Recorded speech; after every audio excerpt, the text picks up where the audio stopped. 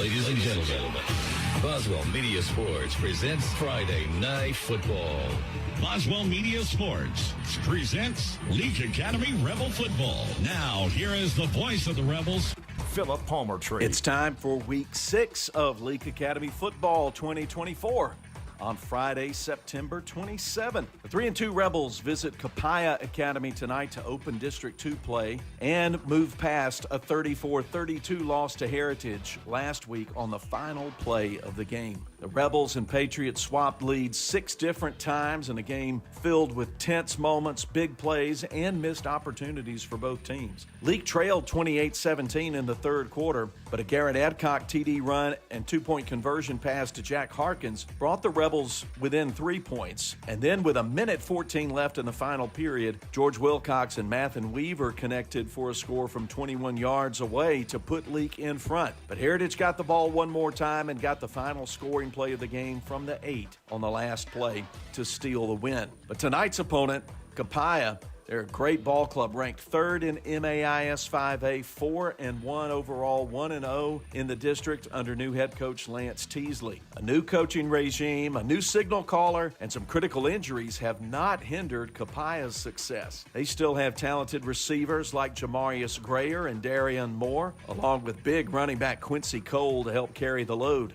The winner of tonight's game will have a leg up on winning the Central Division crown. Hi, everyone. Welcome to the Wendy's pregame. I'm Philip Palmertree. Billy Steen's our studio producer. We've got Brooklyn Wade operating the camera, and Sam Rigby is on standby. And all of us thank you for listening on Cruisin' 98, the Cruisin' 98 mobile app, and streaming live at Kicks96news.com, where you click on the Listen Live tab. You can watch LA football on the Triple M Motors video stream. There's a link to it available at Kicks96news.com. When you click there, it takes you to the Boswell Media Sports YouTube channel. Tonight's broadcast is powered by Central Electric Power Association. Before we get to kickoff at 7 o'clock, I'll give you the Junction starting lineups. Sam Rigby will help us size up tonight's opponent, the Copiah Colonels. But first, we have an appointment with the Rebels head coach, Brian Pickins. All that and more is coming up as the Wendy's pregame continues from Gallman and Boswell Media Sports. For 87 years, we've been your biggest fans. Rest assured, while you are cheering on your favorite team this season, Central Electric's team is working around the clock to provide reliable service year-round. Whether building power lines in extreme weather conditions or restoring power on a stormy night, Central Electric employees take your electric service seriously. We will be there to keep the game on. So enjoy this football season and take comfort in our team's reliable service all year long. It's our commitment to you, serving you since 1937. This institution is an equal opportunity provider and employer.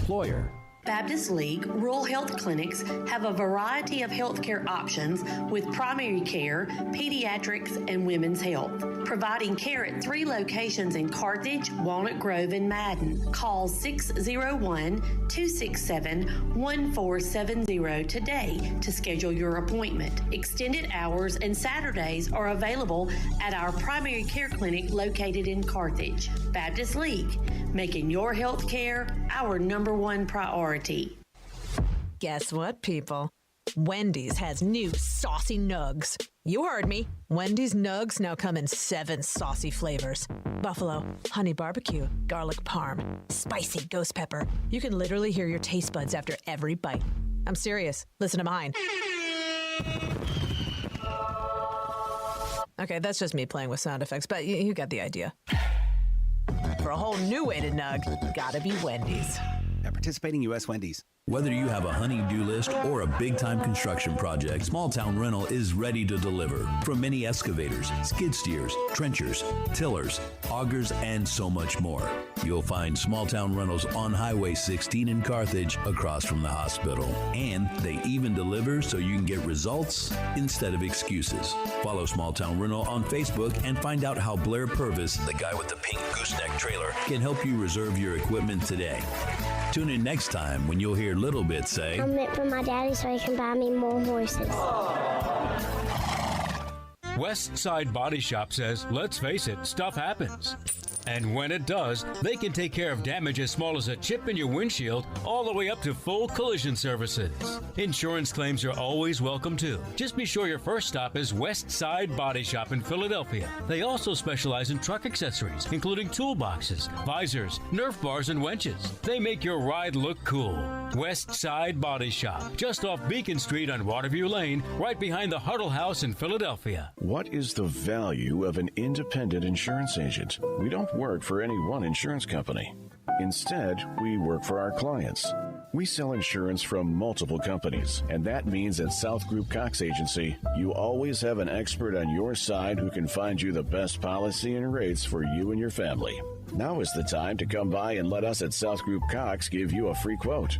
Open Monday through Friday, 8 a.m. to 5 p.m. South Group Cox Agency, 207 West Main Street in Carthage. Welcome back to the Wendy's pregame. Wendy's uses fresh, never frozen beef on every hamburger every day. And now's the time in our Wendy's pregame when we talk to head coach Brian Pickins. Coach, thanks for getting on the line with us before kickoff. Thanks for getting me here. We'll review last week's game. We lost 34-32 at Heritage in a game that had a big-time feel, lots of points scored. Defenses were looking tired down the stretch. You know, just a lot of big moments. You felt like it was going to come down to one play, and it did, and it really was a tremendous effort by both ball clubs. It really was. It was a hard-fought game. It's one of those games you hate to lose, but, you know, it's like anybody will say, and it's cliche, you know, somebody's got to win, somebody's got to lose. And like I said, you hate to lose those types because it was, you know, it was literally fourth down, goal to goal, ball at the 7-yard line.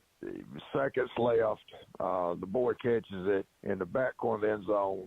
Scoreboard's at 0. There's no time left. You've got that. You've got to wait for that decision. As they're, you know, and the officials, they got the call right, and we're saying that they did a good job back there. But they were making sure everything was what they saw, and of course they threw their hands up, touchdown. But like I said, you hate to lose those, but you're proud of the effort that your kids gave, and that, you know, and that's always the biggest thing. And I say that all the time. You know, yeah, you want to win every one of them, but it's you know, what kind of effort are your kids giving, and you know, how are they responding to adversity? And that's, you know, and I guess that's the old coach in me coming out. The young coaches don't feel that way. The old coaches, you know, when you see your kids come back from adversity and continue to play so hard, you're proud of what they're doing. You're proud of their accomplishments. You're proud of their, you know, internal drive that they have. And so, like I said, it was a heartbreaker, but it's a game that I think we can really grow from and go forward and just get better from it. It certainly looks like from the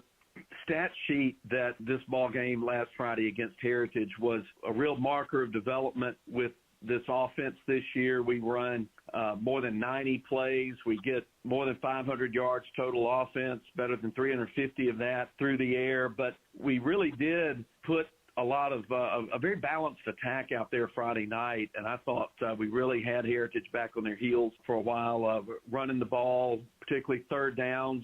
I thought we were really efficient, and there were a lot of good things happening when we had the ball. Well, yeah, I think Friday night you saw our offense really starting to come together. You know, yes, we've had some big wins, but, you know, as you watch film, there's things you need to improve on, there's things you need to get better at. You know, and of course, this week, same way. There's things we've got to improve on, but you really saw all aspects hit. You know, spreading people out, throwing the football, also having the ability to run, keep them honest inside, and then quarterback run stuff kind of started taking off Friday night. So you know that's kind of what we've been gearing it up for. We've been just steady progress, and Friday night you kind of saw it, over 500 yards total offense, like you said.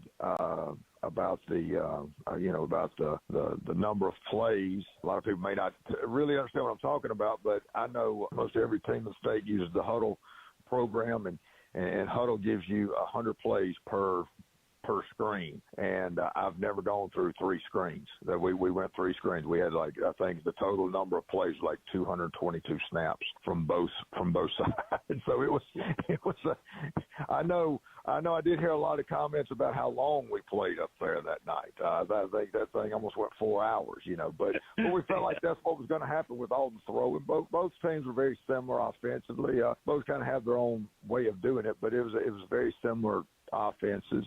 And, we felt like, we talked about the coach show, we felt like going into the game, I think a lot of people thought it was going to be a lot of high scoring, and it wound up being that way. But, I was proud of our defense. A lot of times our offense gets a lot of, publicity, but defensively, we came out and did the first quarter. The score was 0-0. Both defenses really came ready to play on both sides of the football. Both sides of the field, I'll say. I thought our defense did a good job, and then there in the second half, they had a huge goal line stand. They think at one time it was a first or second and goal-to-goal ball at the 1 yard line, and we were able to hold heads down the end zone down there. And I want to say, things get blurred, but I want to say after that may have been we drove down and took the lead to make it 32-28.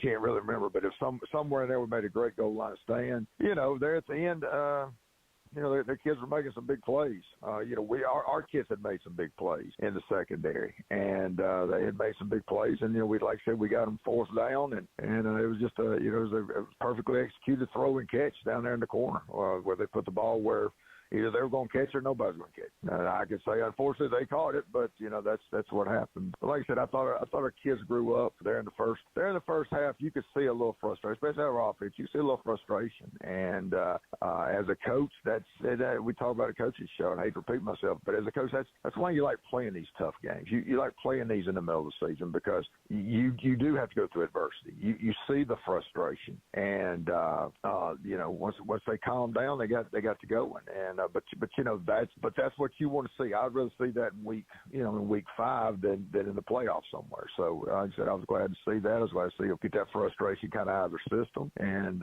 once they got it going, they we were able to put some points up. One follow-up comment to your observation about how long that ball game went. I think that had to be about the longest regulation-linked ball game that I've ever covered. In fact, I was supposed to be a phone on one of the statewide Friday night scoreboard shows between 10:15 and 10:30. I had to text them at about 10 after and said, our game's not over yet, so I won't be joining you. So I got bumped. Yeah. You get two teams trying to throw the football, you better bring a little lunch, a little snack for yourself, because we're going to be there a while. But that's right. One more question before we close this segment out, though. Is it hard to help a team move on from a big game, an emotional game like that, once you get them back on the practice field, or are the kids generally able to sort of wipe the memory, learn some things, and move on? I always say it's a mental toughness factor. It can go both ways. And as a coach, you have to tell them that, hey, this is a learning experience. This is not the way we want to go, but it's week 5. We've got a long season ahead of us. We just have to put it behind us. And I say that a lot of times, when we win, I tell them this week, you got to put it behind you. You can't focus on, believe it or not, big wins can actually hinder you sometimes more than a loss can. A lot of people don't realize that. But, there's a lot of emotions going to football.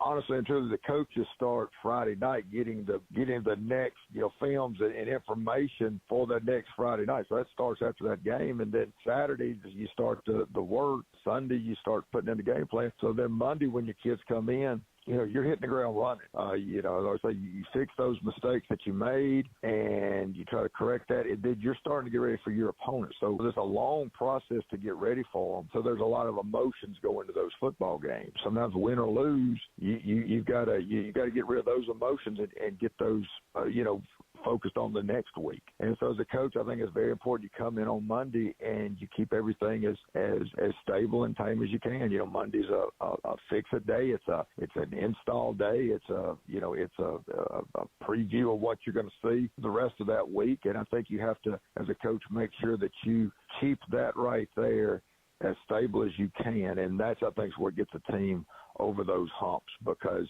I tell them every week, we have a huge win that they're excited about. I tell them on Friday, enjoy it, live it up, enjoy everybody, telling you great job. But then Monday, we've got to get rid of it. Well, same thing with a loss. You can't dwell on those either. Hey, It's gonna sting you during the weekend, but then Monday we got to come right back and get to work. And I've always thrown in a comment here and there, so I'll throw in one of my comments that I've learned over the years.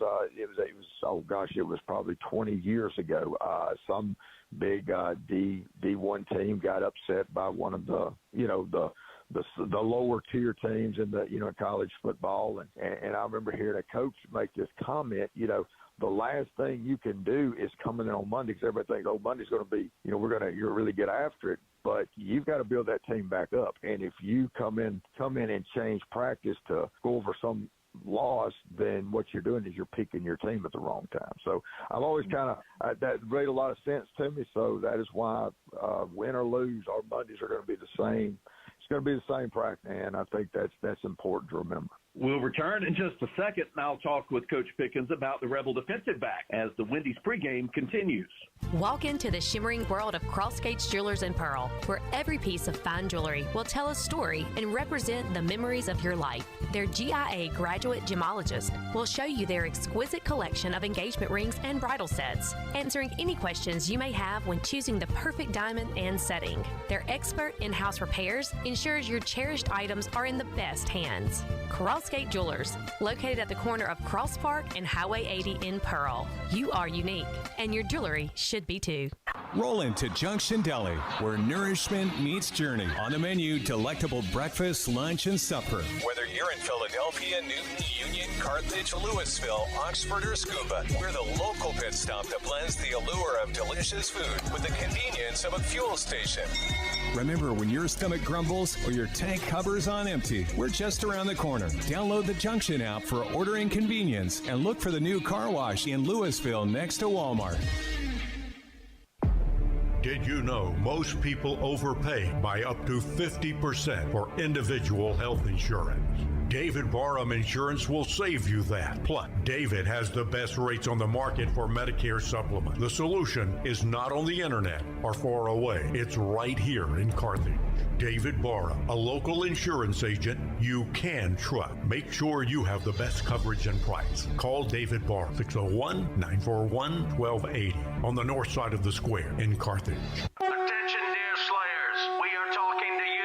Why should you make Neshoba County Co-op a priority? They are the hunting headquarters. Repeat, the hunting headquarters. Come get your game plot mixes and fertilizer today. They have your tree stands, game cameras, scents, and knives too. Neshoba County Co-op has the most abundant line of camo clothing and rubber boots you hunters out there are looking for. Oh, and don't wait. You better do your Christmas shopping while you're there. Neshoba County Co-op, Main Street, Philadelphia.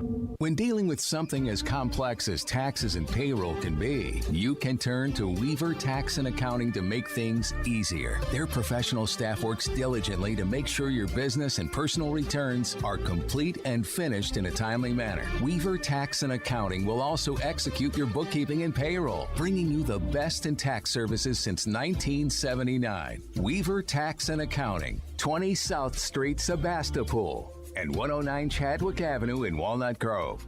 Welcome back to the Wendy's pregame as we get you set for Leake Academy and Copiah and a 7 o'clock kickoff. We'll remind you can crush your cravings with food you'll love from Wendy's. And we've got head coach Brian Pickins here with us on the line, and we're set to talk about the Rebel secondary. I know you've said in days past that errors, missteps, missed assignments get kind of exaggerated back there. You know, it's the last line of defense, and sometimes there's nowhere to hide out there. Those young men have to perform under a lot of pressure. You know, every week I'll brag on a certain group and tell you what their mentality has to be, and that group back there has to be the most mentally tough group of young men that we can put on the field. Hands down, they have to be mentally tough, because I'm going to tell you something. They're going to have plays made on them. And unfortunately, it's going to and everybody can see it. I always say that we tell them that they're the most crucial part of our defense, because if a defensive lineman slips down or just or has a missed gap or something, then they got the linebackers behind them. And if the linebackers were to overflow and the gap stays open, then they're the last line of defense. And we always tell them, if you don't get them get them tackled and you don't stop them, then we're gonna know exactly what their fight song sounds like, because it's fixing to crank up, because they're walking in the end zone. So they not only have to run down these receivers. In today's football, it seems like people are getting faster and faster. They're throwing it more, and so they're having to run people down. They have to be smart, because you can't not in today's football. You just can't stay in the same coverage week after week after week. People are going to finally figure out your coverage, and they're going to start kind of taking advantage of that. So you have to change coverage. They have to be smart enough to change coverage. They can't have a mistake in that coverage, because again, if there's a mistake in that coverage, that means somebody is running wide open down the middle of the field, and they're going to score. And then they have to go to tackle. They have to be very sure tacklers, because they have to get you on the ground. They have to push you out of bounds. So one way or the other, they have to stop it. They have to make you snap the ball again. And that's always been our philosophy. You make them snap that ball again. Yeah, they just picked up 20 yards, but tackle them, push them out of bounds, do whatever it takes, and from there, they're going to have to snap it again. And the more a team snaps it, the more likely they are to make a mistake. So that's kind of their deal. You make them snap it again. That's, because they're not going to have a tackle for a loss, and they're not going to have a tackle for no gain. No, when they get to them, they probably got the first down, or they're real close to that first down. So you make them snap it again. And so, yeah, it's a mentally tough, challenging position to play. Unfortunately, those guys are going to give up touchdowns. They're going to go up for a ball, miss time it, receiver's going to catch it. They've got to forget about it. If I very seldomly will say, unless it's a blown coverage or something like that, we'll kind of get on. But when it's a one-on-one, no, we don't really want to say too much. We might tell them, hey, do this or do that. But, you got to let that guy get that out of his head. And he's got to go right back out there, maybe after giving up a big touchdown pass or something like that. And he's got to go out there the next play and have that confidence to get right back in that guy's face and run down the field with him. So, it's a very challenging, mentally tough position to play. Talk about some of those young men who play back there and what you really appreciate about their game. Well, we've got a lot of experience back there this year. I'll start with my cornerbacks. You got Joshua Gray. He's a junior, started last year as a 10th grader. Does a great job. Now, Joshua, probably back there, he's probably the hardest hitting of all of them. He's made some big tackles this year, and he's a guy that we do like to sometimes we'll roll him up in coverage. And but he does a real good job on the deep ball. He's he had a huge play against Heritage the other night. They had a formation and ran somebody basically across the field, and they were basically expecting us to be a man coverage. We weren't. Joshua came off the inside guy and picked up the crosser and had a big play back there in the back of the end zone to knock the ball away. Had some, big interceptions for us throughout this season. I think Abio is one, big interception he had. But, like I said, he had a good year last year. This year he's really improved and done a great job for us. And he's got the physical attributes to it, but really probably discipline has been the biggest thing that I've seen. Like I go back to that bio game, the halfback pass, he doesn't bite up, he stays back, picks it off. Like Heritage had some big plays for us. The bio is more of a discipline play. The Hair's more of a ability play. And then you've got the other cornerback, got Jack Harkins over there, senior. Jack was one of our safeties last year. We moved him to corner, and he's done a great job. Last week against Union, Jack's more of I'd say he's more of a, as I call, a ball hawk. If you put that ball in there now, you're risking an interception, because he had two big picks against Union last week, and this week as much throwing as went on. I don't really remember a one-on-one catch against him. And pretty sure tackler, when they try to throw it underneath him, and that happens. And we're telling you, if they throw it up underneath you, you just make sure you make the tackle, and he does a great job of that. He when they catch it, he's up in your face and he's going to tackle you right then. But he's done a really good job. To be honest with you, and he's one of our receivers. Also, he plays both ways, and I think that I think people see him catch the ball on offense, so they're a little intimidated to throw at him over on defense. But like I said, he's one of those guys that he steps up for the challenge. And when you talk about mentally tough, now Jack's very mentally tough. Give up something, but he's one of those guys that you hate to use the word it doesn't faze them because they're like, oh, it should, but you have to have that mentality. Hey, you caught the ball on me, but if you come back, I'm going to knock it down. I'm going to pick it off or, make a play on you. Safety, we got Matthew now. Matthew, when you talk about the receivers, you talk about the special teams, talk about the DBs, Matthew's getting mentioned. Matthew is, like I said, he's out there for all of it. But, now Matthew's the one that we love having him back there. And we really like him playing that safety. And if we do something like a man cover, something like that, we really like him to be our free guy because he is dangerous. Now, you let him get a beat on that ball, he's going to go get it. And that, he played there last year, had some huge interceptions for us during the season last year. He's had some this year. I know he had one at Union, had one the other night against Heritage there. And but he's always around the football. Very, very smart kid. When you talk about that, when you take the Joshua Gray, I said the attributes of these guys, they have to be sure tacklers. We'll come get you. Or Joshua, that's our guy that's probably our hardest hitter. Jack probably has the best attitude as far as playing DB, as far as, nothing to face it. Now with the intelligent, if we've got to change something secondary, he's the guy who's going to do it. He communicates, he understands what we're trying to do back there, what we need to do back there, and then like I said about Jack, now is a ball hawk. You leave that ball up there too long, he's going to get it. He would worry me back there because he's had so many, as I always say, circus catches on offense. He can make the same plays on defense. So he's, like I said, just a real heady player for us. And then we got Braden Welch back there. Now, Braden's what you call a hybrid. We'll bring Braden up, and sometimes you'll think Braden's playing a linebacker position, and then, because he's what we call a rover back. He has to fit everything. If we feel like we need to adjust something to a formation or a run, he's our formation fit guy. He's a junior. His first year plays position, and every week he gets better at it. He gets better. He's getting more confidence with it, and he's really flying to the football. He's one of those guys that everything's full steam, and he's kind of like I was talking about. He's more your physical style DB. But he's got the speed he can cover, and so he's our hybrid guy back there. He's had Braden. Now one of what on defense, but Braden's had 2 pick sixes this year. Against Bio on the special teams play, and then against Union, actually he was rolled up into the flat and broke on the ball. So like I said, he's getting he's really getting more confidence where he is breaking on the ball faster, and but like I said, he's everywhere.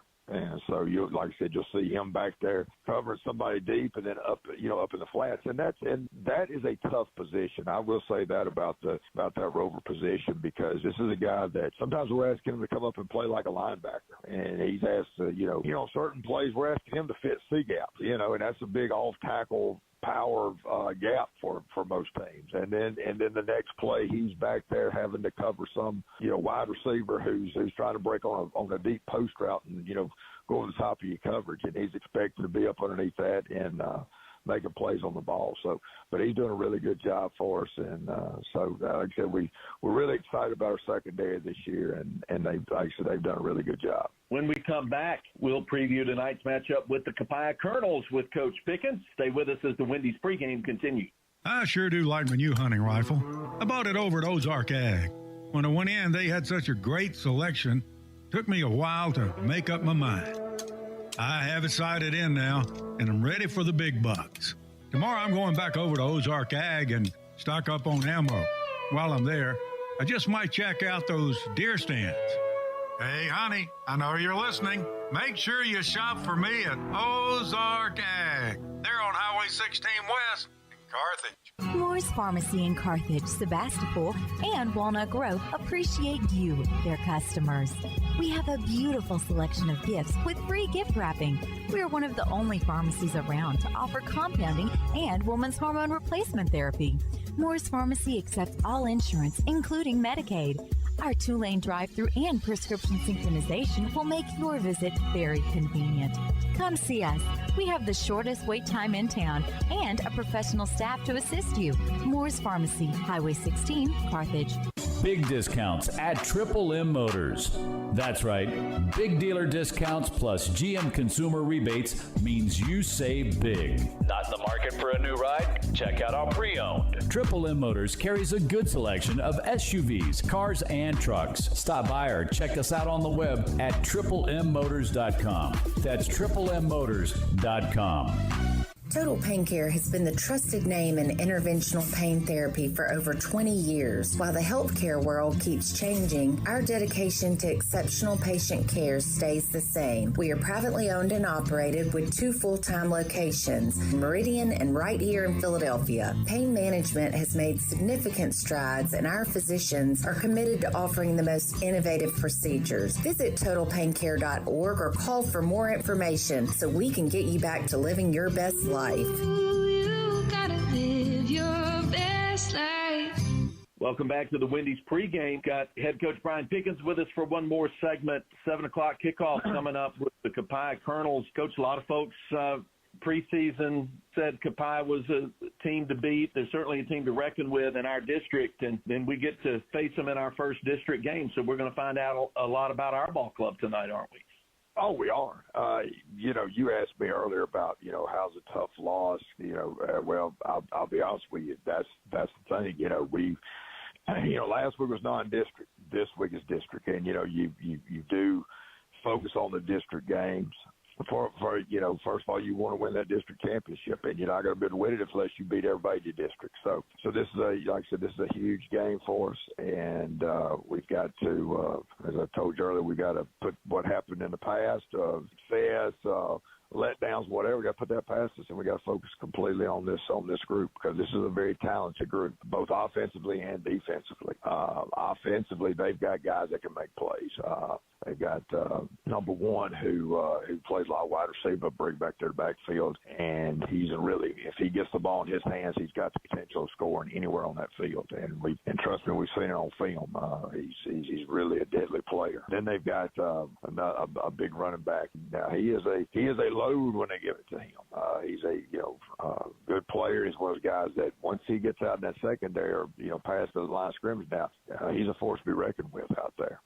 Our run defense is really going to be stressed this week, because like I said, you got 2 guys that are just totally opposites. Both of them are dangerous. And then you talk about their size. They got a good sized offensive line. They got a quarterback that can make plays wherever, where he's dangerous when he gets to scrambling. I've seen him make a lot of plays. He'll kind of scramble out there, and he's got the receivers out there that can go make plays for him, and so he'll flip it out there. He'll throw it deep down there, and see a lot of big plays that occur from, sometimes, like I said, just a scramble. Like I said, he's good in the pocket, but when he gets scrambling, he's really dangerous. Then on the other side, you got their defense. Now, you've talked about the changing in the coaches. Well, their head coach, he did the offense last year, and he's doing it this year. But defensively, they got the same group of coaches doing the defense. So it's a defense we've seen, but it's you say stingy defense, it is very stingy. They're not going to give you anything. I think I say this every time I play Copiah. They're a team that honestly you've got to take what they give you. You can't if you start pressing stuff, you're going to get yourself in a bind. And as far as run, they got a great run defense. They got the ability to put you in some bad situations as far as down and distance goes, because like I said, they're tough to run against. We've seen people try to run against them, and like I said, they got those 2 linebackers in the middle that are really good. 3 and I'm trying to make my numbers, get my numbers straight. It's 3 and 0 back there at the 2 linebackers, and very talented players that fly to the football. And then, like I said, then you put that with a big defensive line in front of them. Like I said, they're tough. They will sometimes just put pressure on you, bring 7 men in the box on you, and try to go man behind that. So the run game's going to be a challenge for us. And then secondary, they got some good DBs back there, the guys that can run with you. And like I said, they'll play zone, and they'll just get in your face and challenge and see if you can make a play on them, play a man to man on you. So as we go through the game, we're going to have to know what they're giving us each and every play, and move the sticks. As I always say, it's a stick moving night. Move the sticks and wait for your big plays. Coach, we appreciate you spending some time with us before kickoff. Best of luck to you and the Rebels against Copiah tonight. All right, well, I appreciate it. Coach Brian Pickins, always good to spend time with us on the Wendy's pregame. And when we come back, we'll get you a little further down the road toward that 7 o'clock kickoff between the Rebels and the Colonels. So stay with us as Leake Academy football continues from Boswell Media Sports. Walk into the shimmering world of Cross Gates Jewelers and Pearl, where every piece of fine jewelry will tell a story and represent the memories of your life. Their GIA graduate gemologist will show you their exquisite collection of engagement rings and bridal sets, answering any questions you may have when choosing the perfect diamond and setting. Their expert in-house repairs ensures your cherished items are in the best hands. Crossgate Jewelers, located at the corner of Cross Park and Highway 80 in Pearl. You are unique, and your jewelry should be too. Whether you have a honey-do list or a big-time construction project, Small Town Rental is ready to deliver. From mini excavators, skid steers, trenchers, tillers, augers, and so much more. You'll find Small Town Rentals on Highway 16 in Carthage, across from the hospital. And they even deliver so you can get results instead of excuses. Follow Small Town Rental on Facebook and find out how Blair Purvis, the guy with the pink gooseneck trailer, can help you reserve your equipment today. Tune in next time when you'll hear Little Bit say, I'm meant for my daddy so he can buy me more horses. For 87 years, we've been your biggest fans. Rest assured, while you are cheering on your favorite team this season, Central Electric's team is working around the clock to provide reliable service year-round. Whether building power lines in extreme weather conditions or restoring power on a stormy night, Central Electric employees take your electric service seriously. We will be there to keep the game on. So enjoy this football season and take comfort in our team's reliable service all year long. It's our commitment to you, serving you since 1937. This institution is an equal opportunity provider and employer. Hey, it's Toby from Wendy's. Picture a Baconator. The 6 strips of Applewood smoked bacon, the hot and juicy beef, the pretzel bun. Wait, pretzel bun? A pretzel Baconator. And it's only here for a limited time? And right now you can get $3 off mobile orders of $15 or more with the offer in the Wendy's app? This changes everything. Choose wisely. Choose Wendy's new Pretzel Baconator. Limited time only. Or participating U.S. Wendy's. $15 minimum required before taxes and fees. Account registration required. What is the value of an independent insurance agent? We don't work for any one insurance company. Instead, we work for our clients. We sell insurance from multiple companies, and that means at South Group Cox Agency, you always have an expert on your side who can find you the best policy and rates for you and your family. Now is the time to come by and let us at South Group Cox give you a free quote. Open Monday through Friday, 8 a.m. to 5 p.m. South Group Cox Agency, 207 West Main Street in Carthage. Dr. Brooke Bobo and his staff at Carthage Veterinary Clinic wish you and your animals the very best. They treat all animals, large or small, with the care you would want for a member of your family. Carthage Veterinary Clinic provide for your sick or injured animals and also offer grooming and boarding as well. Located on Highway 16, Carthage Veterinary Clinic is open Monday, Tuesday, Thursday, and Friday from 7:30 until 5:30, and Wednesday and Saturday from 7:30 till noon. Now, Bob, when we started the Bring Your Kid to Work Day, this wasn't exactly what we had in mind. I'm sorry, but they're my babies. We're about to go grab lunch and then head to the farm. Well, where are you headed? Rosebud General Store, out there in Rosebud on Highway 487 East. Nothing but the best for my babies. They got everything you need for your farming family. Well, your calf sure is sweet. Does she have a name? That there's the Cow Patty. Whoa, let me get this straight. You named her Cow Patty? No, sir. It's what you stepped in. Ew. Rosebud General Store, Highway 487 East. Boswell Media Sports. The Wendy's pregame rolls on from Gallman, Mississippi. 3-2 Leake Academy, ranked number 5 in MAIS 5A, taking on the third-ranked 4-1 Copiah Academy Colonels. Getting ready for a 7 o'clock kickoff. You can watch tonight's broadcast on the Triple M Motors video stream, available at kicks96news.com. And we're powered by Central Electric Power Association. Brooklyn Wade is on the camera. Actually, she's behind the camera, but she's running the camera. Billy Steens, our studio engineer, and Sam Rigby standing by. I'm Philip Palmertree. First things first, we'll tell you about tonight's Junction starting lineups. And remember all those great locations of the Junction, your friends at Prince Oil, making things so convenient for you when you're out there on the road. Philadelphia, Louisville, Union, Macon, Scuba, Carthage, Oxford, Ridgeland, and Newton. The Junction, stop when you see the train. Let's hit something that came to us just about an hour ago, a late change that we were made aware of along the offensive front. So we'll start with the Rebel offense tonight. Connor Moore will be touching the ball first, junior at center. And then at left guard, John Wyatt King starting at left guard. Mick Pucklich not available tonight. And then at right guard, Tanner Walsworth, a sophomore. Left tackle, Hayden Jenkins, a senior. And at right tackle, senior Sean McDill. So King at left guard in place of Pucklich tonight. That's a big change in tonight's starting lineup. Major Chandler's at tight end, sophomore. The wide receivers, you know them well. Catch-22, Mathen Weaver, senior. Jack Harkins, senior, had 10 catches for 89 yards last week, his most productive game of the year so far. And Matthew Nowell at wide out. Baller alert when the ball's headed toward number 6. And then at running back, we'll see both 19 Garrett Adcock, the sophomore, and we'll see junior John David Gill. They each had touchdown runs in each of the last 2 ball games. And at QB1,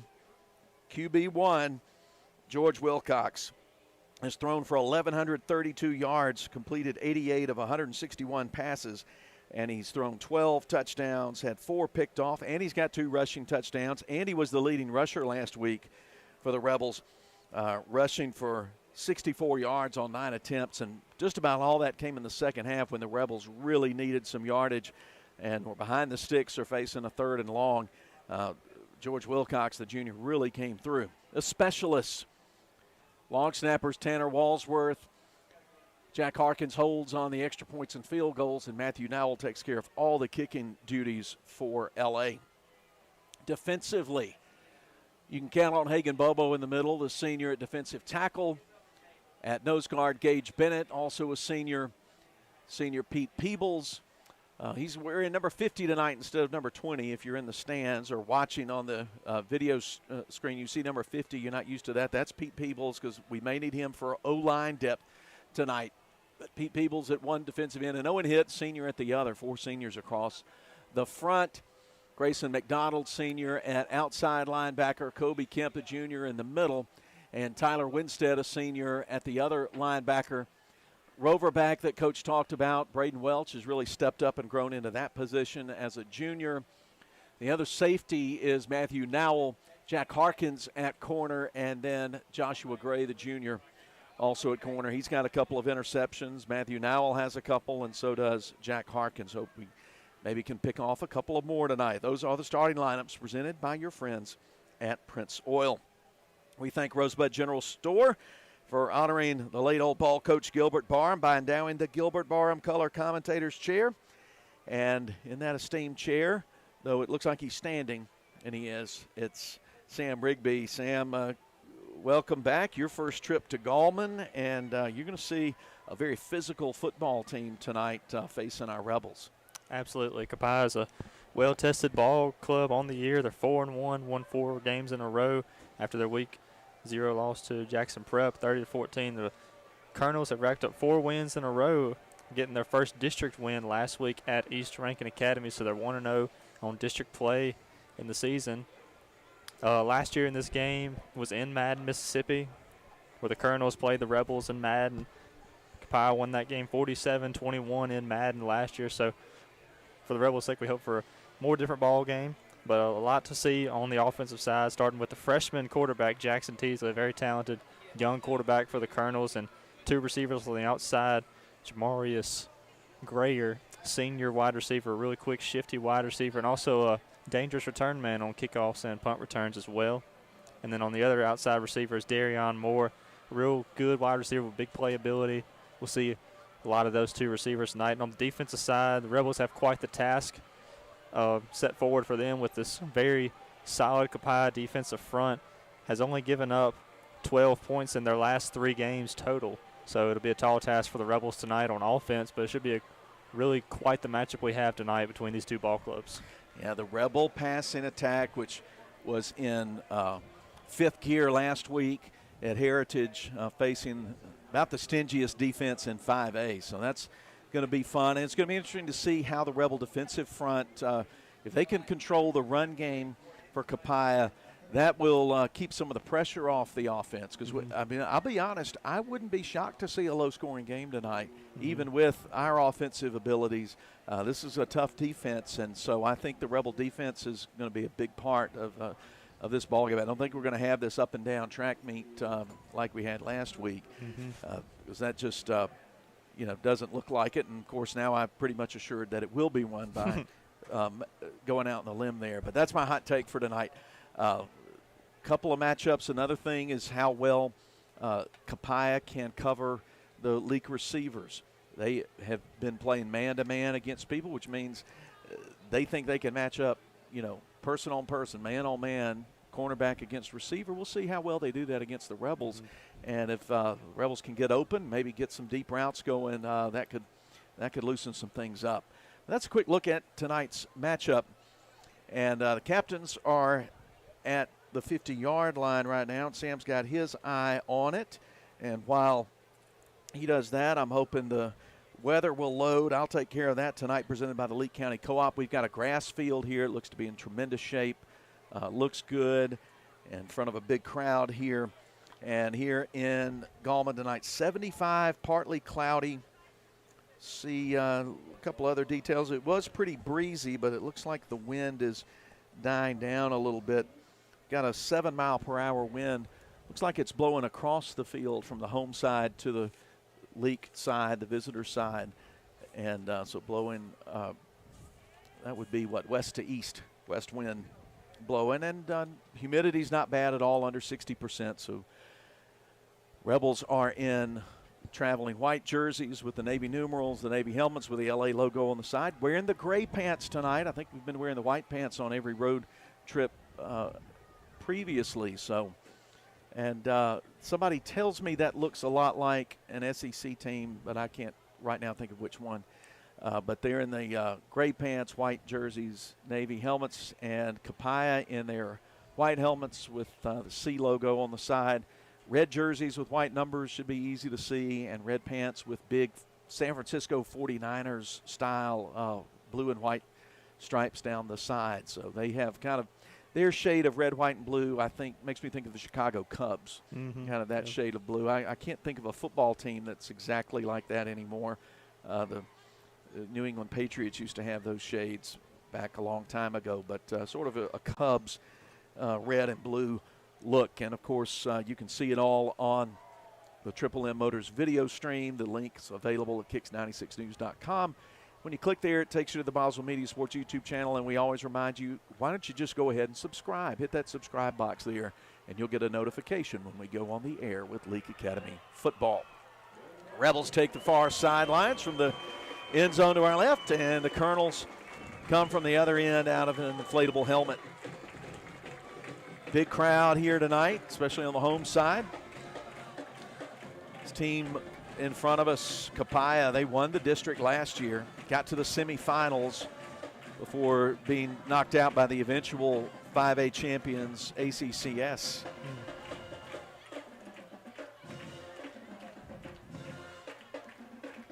And they have a band, and we like to hear the band. Just a handful of schools we play have one, Starkville, Union, and Copiah's always got a good one. Well, we're going to step aside, and when we come back, it's the Moore's Pharmacy countdown to kickoff between the Rebels and the Colonels. Stay where you are as Leake Academy football continues. When dealing with something as complex as taxes and payroll can be, you can turn to Weaver Tax and Accounting to make things easier. Their professional staff works diligently to make sure your business and personal returns are complete and finished in a timely manner. Weaver Tax and Accounting will also execute your bookkeeping and payroll, bringing you the best in tax services since 1979. Weaver Tax and Accounting, 20 South Street, Sebastopol, and 109 Chadwick Avenue in Walnut Grove. Total Pain Care has been the trusted name in interventional pain therapy for over 20 years. While the healthcare world keeps changing, our dedication to exceptional patient care stays the same. We are privately owned and operated with 2 full-time locations, Meridian and right here in Philadelphia. Pain management has made significant strides, and our physicians are committed to offering the most innovative procedures. Visit TotalPainCare.org or call for more information so we can get you back to living your best life. You gotta live your best life. Dr. Ryan Anderson and his crew at Central Mississippi Animal Clinic love getting to know you and your pets. In addition to your pet's health care, they offer boarding that will be your fur baby's home away from home. Become a member of the Central Mississippi Animal Clinic family today. Download the Central Mississippi Animal Clinic app or go to centralmississippianimalclinic.com. Central Mississippi Animal Clinic, Highway 35, Carthage. Chipley's Squareview Inn. It's the experience you're looking for. Whether it's a wedding, holiday party, business dinner, or weekend getaway, Chipley's Squareview Inn can accommodate an array of services. So, when you're planning your event or special occasion, book your stay at airbnb.com or give us a call at 601-741-8215. Whether it's our beautiful rooftop, our elegant reception area, or our lavish hotel rooms, it really is the experience you're looking for. Chipley's Squareview Inn is located at 109 North Pearl Street in Carthage. Hello, Rebel fans. It's time for kickoff. Moore's Pharmacy welcomes you to an exciting night of Friday night football. Moore's Pharmacy takes great pride in supporting Leake Academy Rebels, the perfect place to start your weekend. Okay, Rebels, let's kick it off. Boswell Media Sports. All right, Sam, tell us about the results of tonight's coin toss. Well, the Rebels' last 2 games have lost the coin toss, but they're the visiting team tonight, so they chose the right call. Rebels won the toss, chose to defer to the second half, so the Copiah Colonels will be starting off our ball game tonight on offense. We want to remind you to play Kicks Picks every week. If you're the weekly winner, you get a gift certificate from the Chicken Nugget on Highway 16 in Carthage. Can't beat the Chicken Nugget. They're the Friday football food stop. Cumulative winner of the year gets Traeger pellet grill from Ozark Ag in Carthage. Play every week. Kicks, Picks. Rebels will kick left to right. Matthew Nowell puts the ball in the air. Here we go from Gallman. Drives Braylon Welch back to the 9. He comes across the 30. Then gets turned around once, twice, and pushed backwards 33-yard line, the starting line of scrimmage.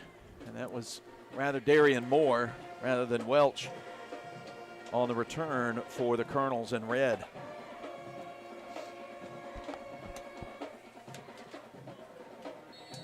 The only district game going on tonight is right here in front of you. Simpson hosts PCS tonight, East Rankin at Amit High School, and Lamar hosting Heritage.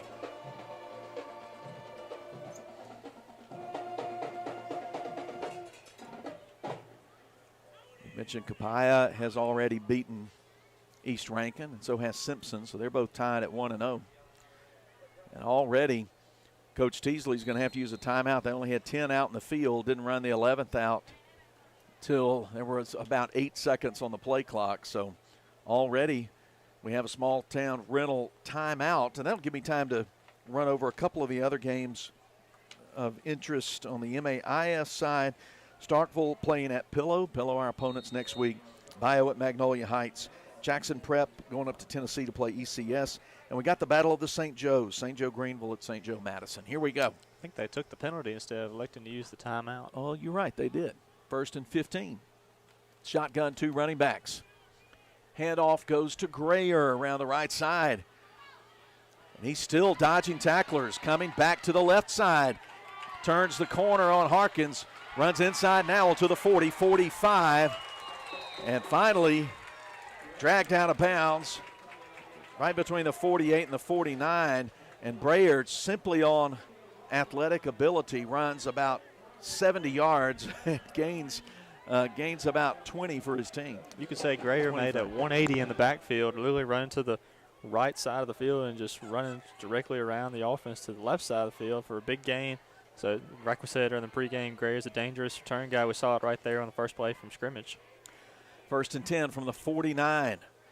Have a wide receiver split to each side, 2 backs in the backfield for Teasley. And he'll put Brayer in motion. Looks like they had 2 men in motion at the same time, and they'll have to go back 5 yards.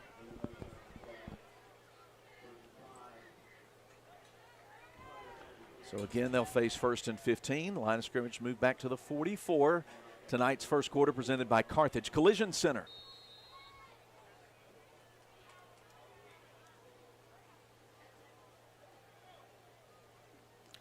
Copiah huddles. Look it up on YouTube if you don't know what that is. If you're a recent football fan, you wonder why are they having that committee meeting out there. 1st and 15 from the 44, left hash. Slot receiver Brayer comes right to left. They'll go to Big Quincy Cole. He'll shed 1 tackler. Then Owen Hitt will hop on and ride him down with help from Gage Bennett for a gain of 4. 2nd and 11. Trey Ellis, one of the bigger backs. We'll see a couple of different running backs in the backfield tonight for Copiah, but starting out with the big man, Trey Ellis in the backfield. Positive gain from Trey Ellis on that one.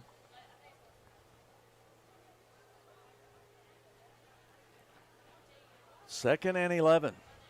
Rebels shift around, 4-man front, hand off Cole. Rebels get in there and stop him right at the original line of scrimmage. Maybe he got to the 50, and that's maybe. Looks like they'll give him the 50. Face 3rd and 9. Good job by the Rebel run defense. Again, that was Gage Bennett at the point of attack along with Kobe Kemp. It's going to be a key point for this Rebel defense to really step up tonight in the run game, because Copiah's got a lot of different bodies they can put in there and give some different looks at running back. So tall task tonight is going to be on that Rebel defense to get some key stops, like in this 3rd and 10 situation they have right now, to get a stop and get the ball back to the Rebel offense.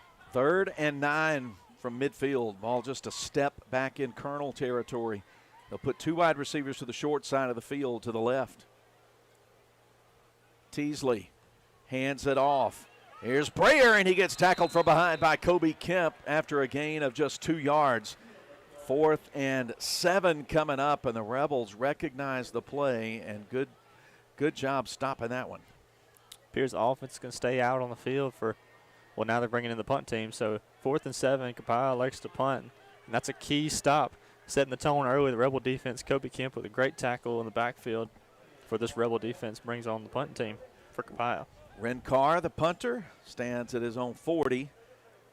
Weaver and Nowell backed up around the 15-yard line. Of course, Weaver has a punt return for a touchdown this season.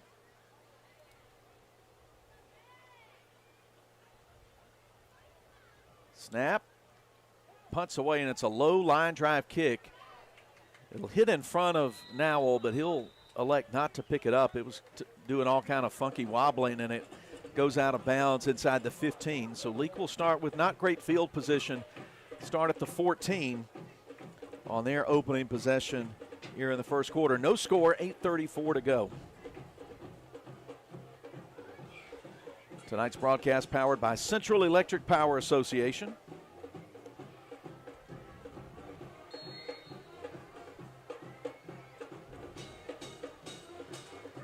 Leake will put 3 wide receivers to the wide side of the field. Nowell on the outside, Harkins and Weaver in the slot. They'll put Major Chandler as a tight end on the left.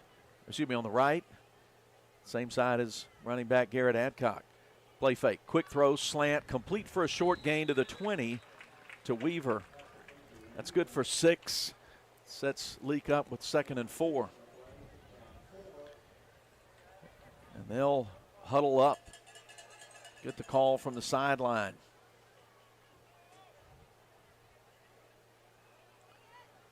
Working from the right hash, same formation. 3-man front, 3 linebackers. Lots of time on 2nd down. Throw up the field. A lot of contact at the 45, but the officials will say it was all incidental. They're looking for Nowell, but good defense back there by Darion Moore.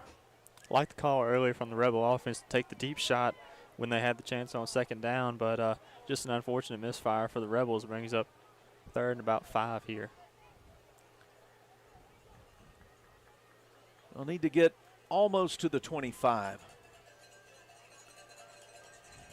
3rd and a long 4. Short 5. for wide receiver formation. Rolling out to the left. Wilcox going to keep it himself and won't get much. He'll get run down before he can turn up field. Play was made by Quincy Cole.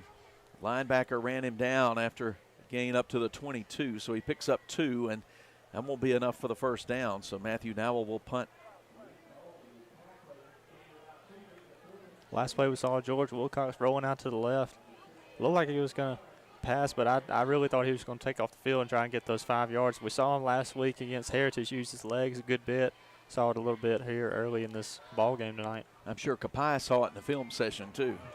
And the punt snap is bobbled, but he's able to move to his left and get it away. Wobbler that hits in Copiah territory and takes a really nice roll for Leake. Goes from the 22-yard line all the way to the 38. Let's add that up real quick.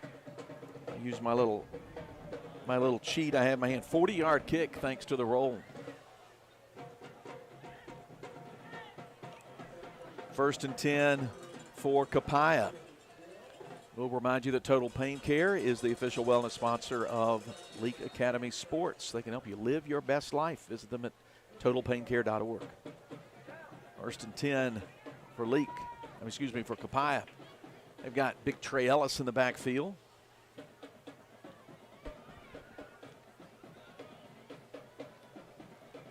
Ellis will get the handoff. Got a blocker in front of him, but then tries to cut inside, and the Rebels were waiting for him there. Grayson McDonald and Gage Bennett combined on the stop. Only gets 2 to the 40. It's a good start to the Rebel defense tonight in this running game that Copiah uses quite a bit to their advantage. One of the big strengths is the running game for the Colonels tonight, but good couple of first possession was good by the Rebel defense, and starting off with a good start here on the second drive of the ball game. They'll take out the big back Ellis and put the speedster Jamarius Grayer in at running back on 2nd and 8. Rebels put 4 men on the D-line. Shift over to the right. Hand off. Grayer is in trouble in the backfield. Gets away from Pete Peebles. Coming around to the outside. Makes a sweet cut on the inside. Now up the left hash, and he's gone. 60 yards for a touchdown. And Copiah, off the athleticism of Jamarius Grayer, grabs a 6-0 lead. Like we saw on the first handoff that Grayer got in the backfield, he was able to make a lot of Rebels miss and get upfield for a nice game. But on that last play, took it quite a bit down the field for the touchdown. Big, long run by Jamarius Grayer. You're going to see him in the backfield a good bit tonight, as we saw Copiah getting their first lead. 6-0 touchdown run by Jamarius Grayer. Swinging gate formation on the extra point. They'll line it up for Carr. Snap, hold, kick. It's up and away. Line drive kick is good. 6:37 to go first quarter. Big run play for Copiah gives them the early 7-0 lead. Navigate your way to Carthage Collision Center. Easy to find, right on Highway 16 in Carthage. Our professionals offer exceptional repair services, getting you back on the road in no time. Experience unparalleled customer service coupled with cutting-edge technology. Call us 601-267-4727. Make a turn towards peace of mind with Carthage Collision Center, where quality meets reliability. You heard is that there ain't no flies on my back. Well, there is plenty of truth to that if you'll get yourself down to the Leake County Co-op. You know them pesky old flies and skeeters, they have been worrying us all. And it's hard to enjoy rocking on the front porch without getting all eat up. That's a big one now. Your Leake County Co-op has fly mosquito sprays, traps, and everything under the sun that'll take care of them pests away so you can enjoy your patio time this summer. Leake County Co-op, Highway 16 in Carthage. Boswell Media Sports. Ren Carr with the Moore's Pharmacy kickoff.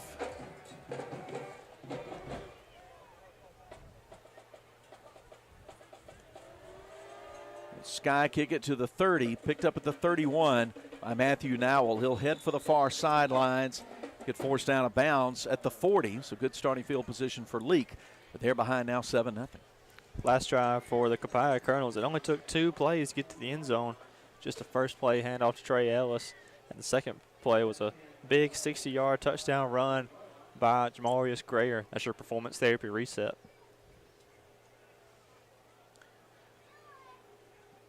The Rebels went 3 plays and punt on their first drive. Started at their 14. They start here at the 40. The left hash. Handoff, Adcock.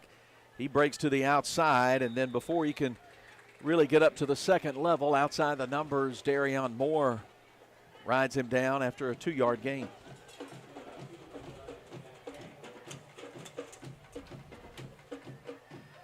Second and 8. Nowell and Chandler split to the left. Harkins and Weaver to the right.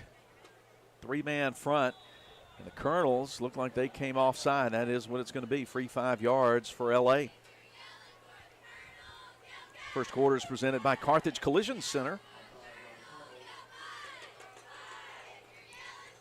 Second and about 3 from the 47.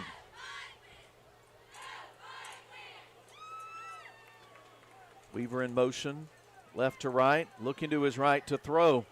Wilcox fires it complete to Major Chandler at the 39. It's a gain of 14 in a Central Mississippi Animal Clinic first down. That's a tough catch there by Major Chandler. A good throw by George Wilcox to put it only where Major Chandler could catch it. With a Colonel defender on his back, Major Chandler able to go up high and bring that ball in for a first down for the Rebels. Stay in that 4 wide out set. In fact, this time Chandler and Nowell are stacked outside the numbers at the 40-yard line, way away from the formation. Clock under 5:34 to play in the first quarter. They'll fire it quickly out to Nowell. He tries to get what he can, and he's able to get a pretty healthy gain down to the 31, a pickup of 8. Second and 2 now for the Rebs.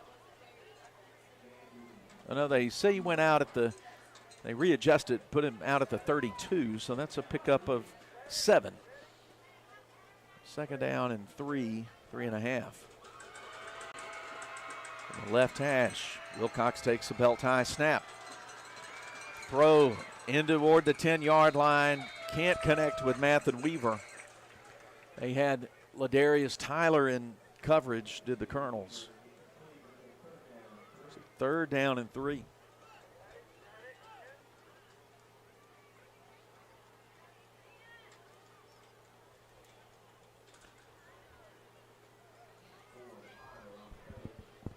Now one receiver, Nowell out to the left, 3 receivers to the right. Will the Rebels try to run it here? Seeing a 3-man front, linebackers cheating in like they're going to come in and bring pressure up the middle. And the Rebels take off early, and they'll forfeit 5 yards on illegal procedure. Appeared to be all the Rebel receivers on the right side were taking off first, getting down the field, but just some miscommunication by the Rebels puts them in a little bit tougher third down situation than a third down and short. Third and 8.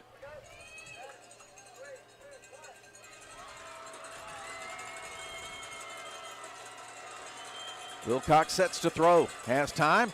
Throws, but through the hands of Harkins, who gets thrown to the grass right at the sticks at the 30-yard line. Incomplete. Rebels faced with 4th and 8 from their own 37. Appears the offense is going to stay on the field for this one. George Wilcox waiting on the call from offense coordinator Corey Burns. 5 minutes, 13 seconds on the first quarter clock. 4th and 8.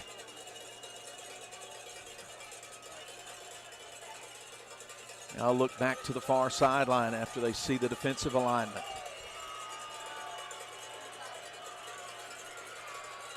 Two, 1, and the Rebels will use the small town rental timeout that we'll take with them. With the Rebels trailing late first quarter, 7-0. What is the value of an independent insurance agent? We don't work for any one insurance company. Instead, we work for our clients.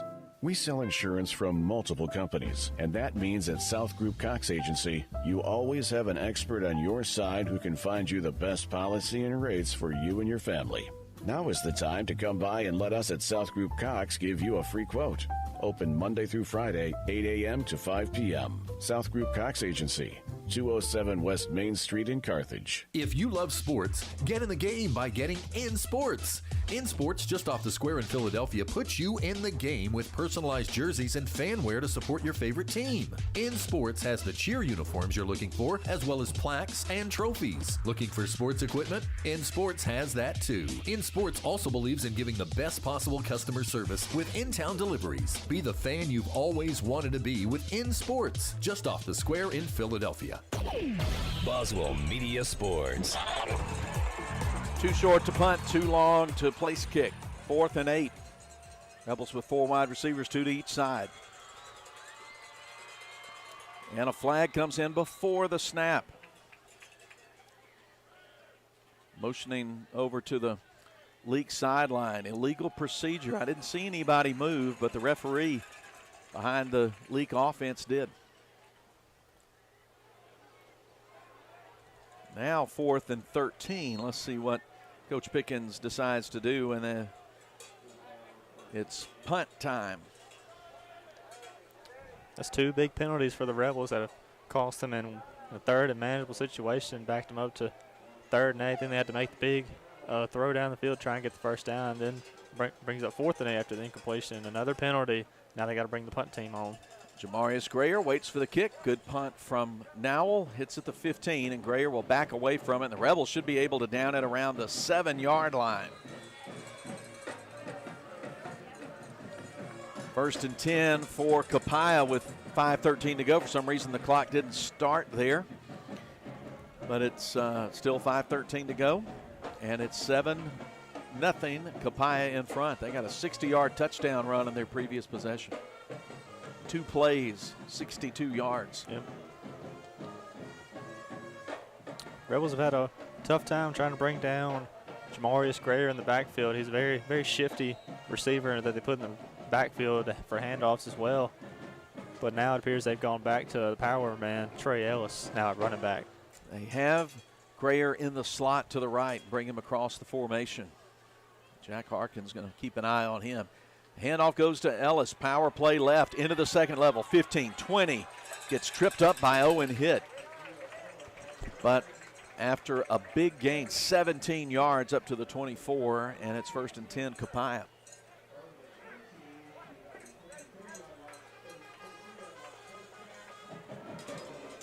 Copiah Colonel showing a good bit of balance here in the running attack. Got a speedster in the backfield with Jamarius Grayer, and then going with Trey Ellis, more of a power guy, but a big 17-yard run by Trey Ellis. Ellis lined up to the left of Teasley, the quarterback. Teasley's had it easy. All he's had to do is hand it off, and he does it again. Ellis with a huge hole, 30, 35. Tyler Winstead made the tackle,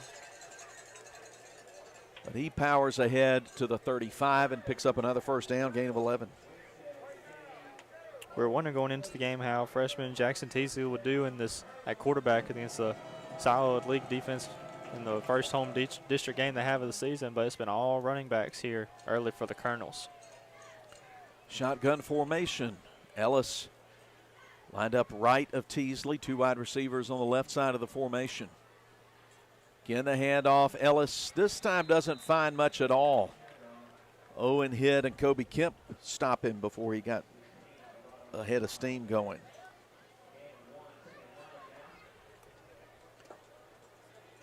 It's the 3rd tackle both Hitt and Kemp have been in on tonight. Clock under 3:45, running first quarter clock, 2nd and 9.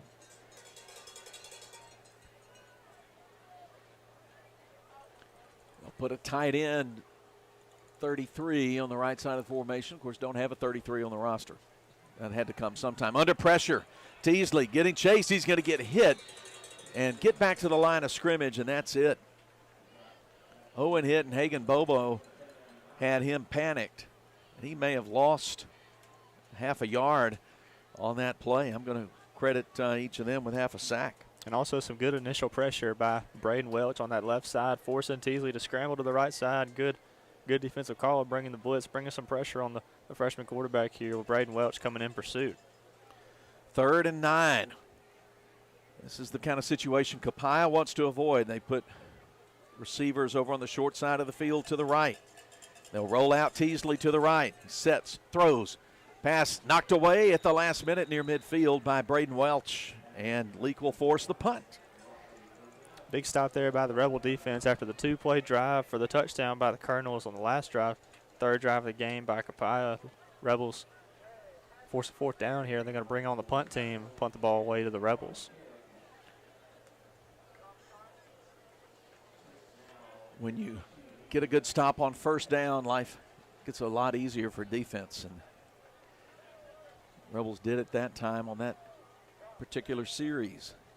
Carr punted away from 28-yard line. Hangs it high in the air. Weaver throws the hand up, makes the fair catch at the 31. Leake will start there with 2:37 to go in the Carthage Collision Center first quarter. Copiah 7, Rebels nothing. Remember, we'll be at home next week, homecoming, and on the 488. Pillow Mustangs come to town. Of course, the kickoff's at 7. We'll bring you the presentation of the homecoming court at halftime. And this is going to be a fun evening of October football next Friday night at Thagard Field. Join us. Wendy's pregame starts around 6:15.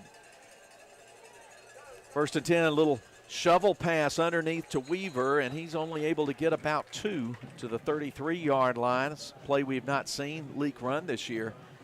Trying to create a little misdirection in the backfield. I like the design, but good job by Copiah to sniffing out. Looked like 32 set Hemphill putting a stop to it. Trying something different here in the first district game of the season. Like the creativity from the Rebel offense here. Receivers stacked to the left side. Rolling out that way is Wilcox. Pumps. Now throws. Can't connect with Mathen Weaver, who was running to the far sideline and was running out of inbounds territory. Incomplete. Third and long coming up for Leake.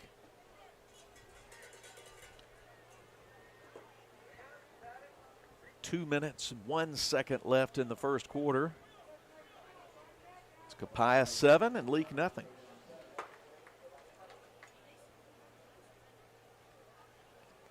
Now we'll splits out along the numbers to the left. Weaver and Harkins to the right.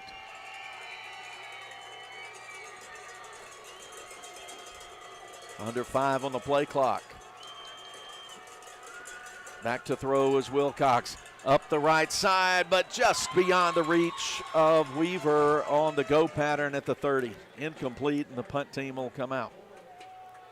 I got to say, that one might have been on Mathen Weaver because he was running the fade route in the slot on the right side, but he did stop for a while. If he had kept running the route, it might have been a touchdown for the Rebels. So might have been a misfire on the throw, but just a little miscommunication with the throwing on that one. Brings up fourth down now for the Rebels. Coach Burns will walk with his skill players back to the bench and go over what happened on that possession. As Nowell takes a one-hopper of a snap back, aims to the right, and kicks a low end-over-end kick that'll get scooped up by Brayer inside the 30.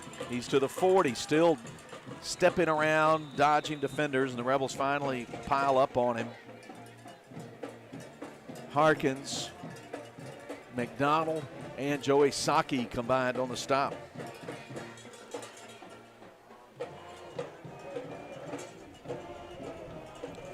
.141 to play. Leake trails 7-0, and it'll be another possession here for the Copiah Colonels. Their fourth possession of the night. Leake has ventured once into Colonel territory, but got stopped before they could cross the 30. Now a pistol set with 4 wide receivers. New formation, but same idea, handoff, and the Rebels are all over it. Hagan Bobo and Gage Bennett stop Ellis behind the line of scrimmage for a loss of 1. Sometimes in that pistol formation, we'll see the quarterback keep it, but it's been all Trey Ellis on the handoffs here in the first quarter. So gotta think that the Rebel defense has that in mind when Ellis is in the backfield, that Teasley hasn't kept it all night, so it's been most and all of Trey Ellis. Teasley's attempted what, 1 pass? Mm-hmm, 1 pass tonight. That's it, and Braden Welch knocked that one away. 2nd and 11. Get on the ground. No keeper this time. A little RPO. Pass complete up to the 45 into Leake territory. Tripped up by Jack Harkins at the 47. That's good for a first down. It's a good job getting the receiver, Paxton Arrington, open for the first down. Like I just mentioned, it's been all Trey Ellis on the handoff, so the RPO action opened up for the Colonel offense for receiver wide open in the middle of the field for Teasley. He hit the open man and a big gain for Copiah Colonels. Running clock at 40 as they come to the line of scrimmage. 12 on the play clock. 2 wide receivers each side of the formation from the Rebel 47. Big Ellis handing off, and the Rebels stop it before it starts. Owen Hitt getting back there along with Pete Peebles. 2nd and 12, loss of 2. This could be the last play of the quarter. Looks like the Copiah coaching staff wants it to be that way, and so it will be. We have played 1 quarter, and the score, Copiah 7, Leake nothing. We'll be back in 60 seconds as Leake Academy football continues from Boswell Media Sports. If spending days looking for top dollar for your timber has left you feeling like you're barking up the wrong tree, then I would listen closely. Welch Forest Products in Union does it better than anyone and with the least possible damage to your property. Whether it's management, forestry care, pine plantation, thinning, or site prep, the last number you'll dial is 601-774-8200. They buy land with or without timber too. Call Bo Welch now at Welch Forest Products today. 601-774-8200. Roll into Junction Deli, where nourishment meets journey. On the menu, delectable breakfast, lunch, and supper. Whether you're in Philadelphia, Newton, Union, Carthage, Louisville, Oxford, or Scuba, we're the local pit stop that blends the allure of delicious food with the convenience of a fuel station. Remember, when your stomach grumbles or your tank covers on empty, we're just around the corner. Download the Junction app for ordering convenience and look for the new car wash in Louisville next to Walmart. Boswell Media Sports. Copiah 7, Leake nothing as we start the second quarter. Second quarter is presented by Welch Forest Products. 2nd and 12 for Copiah, now going left to right from the Rebs 49. Ball right in the middle, equidistant from the sideline stripes, as Jack Crystal would have said back in the day. 2 wide receivers to the left. Ellis, the running back. He'll look for a little screen to the left side, get some blockers out in front of the receiver. He's tiptoeing around the 45 to the 40 and is going to be close to the first down. Good patience there from Cody Tovar. Catch that screen pass, let his 2 linemen get in front of him, and they move the chains. They get, looks like 12. And that's just a good play design there by the Colonels. Got Teasley rolling out to the right side, but really just set up the screen on the left side, trying to get the defense to shift over to the right side and open it up for Tyler on that left side. So good solid game there by the Colonels. Gray and McDonald combined on the tackle for LA. 1st and 10 from the Leake 36. Hand off Ellis, right side. Steps through 1 arm tackle, still chugging forward past the 30. And he's going to be close to a first down. And then right now, Copiah is just powering through the Leake defense. Give him 9 to the 27.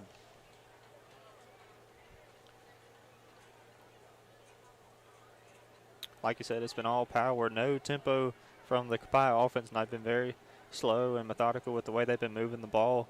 Now on 2nd and 1 for the Colonels. Rebels basically with a 4-4 defense here, with Braden Welch being that extra linebacker on the end, because right now Leake's got to manage that run game. Timeout called by Copiah. Small town rental timeout. We'll take it with them with Leake down 7-0. Dr. Ryan Anderson and his crew at Central Mississippi Animal Clinic love getting to know you and your pets. In addition to your pet's health care, they offer boarding that will be your fur baby's home away from home. Become a member of the Central Mississippi Animal Clinic family today. Download the Central Mississippi Animal Clinic app or go to centralmississippianimalclinic.com. Central Mississippi Animal Clinic, Highway 35, Carthage. Total Pain Care has been the trusted name in interventional pain therapy for over 20 years. While the healthcare world keeps changing, our dedication to exceptional patient care stays the same. We are privately owned and operated with 2 full-time locations, Meridian and right here in Philadelphia. Pain management has made significant strides, and our physicians are committed to offering the most innovative procedures. Visit TotalPainCare.org or call for more information so we can get you back to living your best life. You gotta live your best life. Boswell Media Sports. 2nd and 1 for the home team, the Copiah Colonels. Driving into Leake territory from the 27. The keeper, quarterback power play, first down earned and a little bit extra for Teasley. The Rebels spill him at the 23-yard line. Bobo and McDonald getting credit for the tackle. 1st and 10.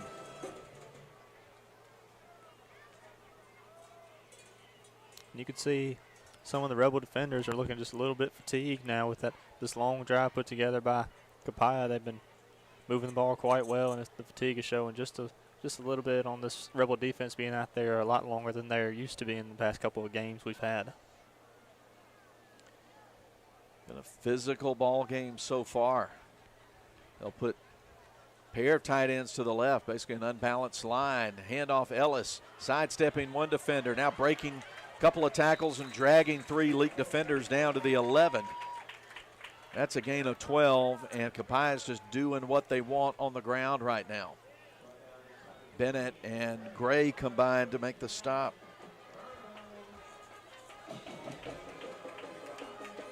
First and 10, Colonels from the 11. They already lead at 7-0. They're trying to get a 2-score advantage.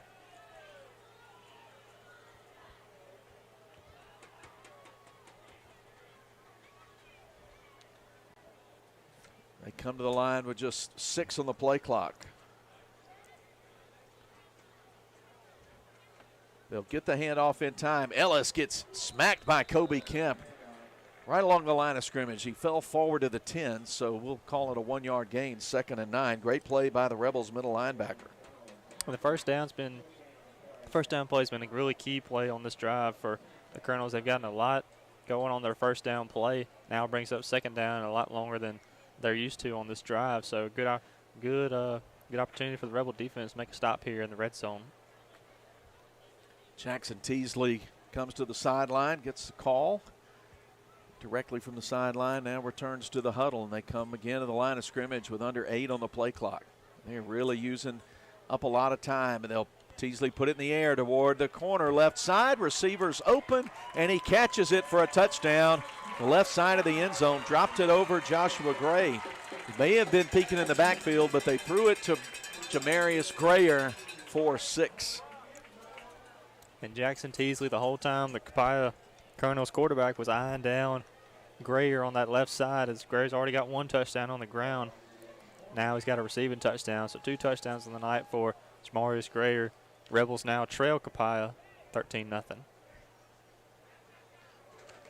Carr lines up to kick the extra point.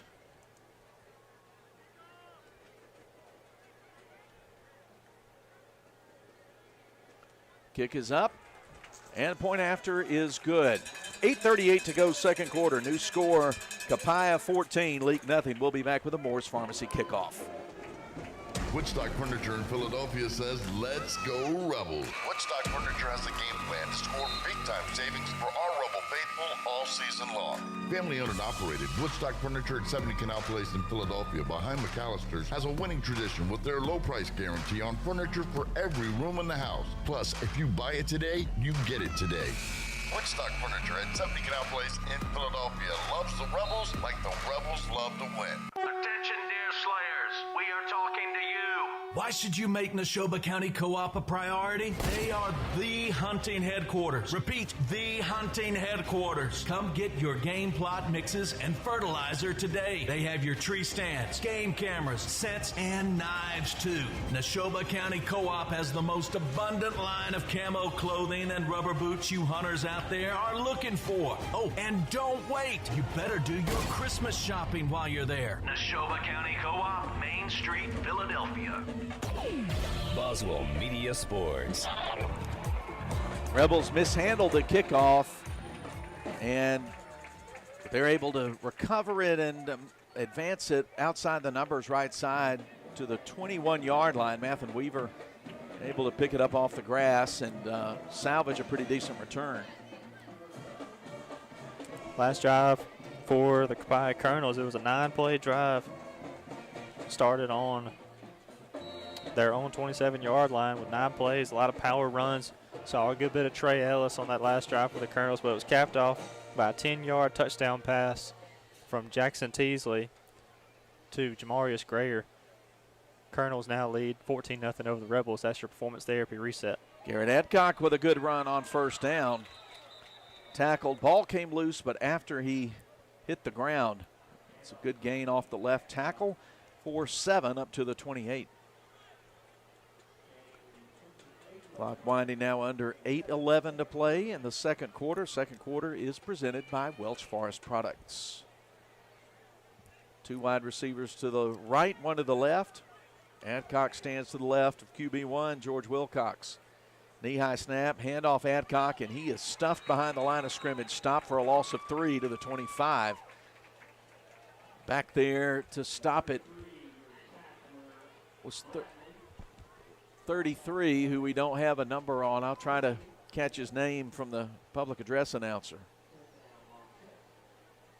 He's playing out there at defensive end. Played it well there. Third and 7. Third and about 6. They need to get to the 31. Blitz coming up the middle. Rebels pick it up. Quick throw. Pass caught right at the stick. Should be enough for the first down to catch 22.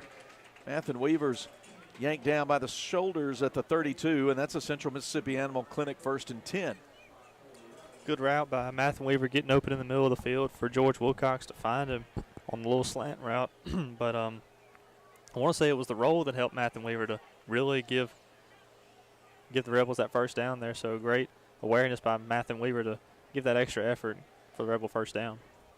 Same formation, 3 down linemen, 4 linebackers. They'll blitz, they'll run 6. Deep pass up the right side, too far up the left sideline for Matthew Nowell to run under at the 30, incomplete. Matthew Nowell just running a fade route on the left side, had his man beat. He had Ladarius Tyler out there on the left side. Matthew Nowell had a step on him, had a good chance for a touchdown, but just an overthrow there by the Rebel offense brings up second down.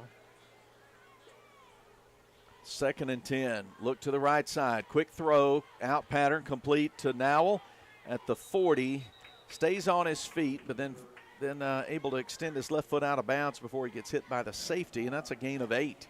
Sets up third and something very manageable, just 2 yards. And this is something that the Rebels didn't have much in the first quarter, was these short third downs where they can really have an opportunity to stay in the drive. So a good opportunity coming up for the Rebel offense. Rebels trying to put together back-to-back first downs. Look to the sideline, plenty of time on the play clock, 6:17, clock running. Shift Adcock over to the left side of Wilcox. Hand it off to Wilcox, but he will get to the 40. 41, driving, going to be stopped a yard short of the first down. They needed 2, and he got 1 and maybe another step. It's going to be 4th and short.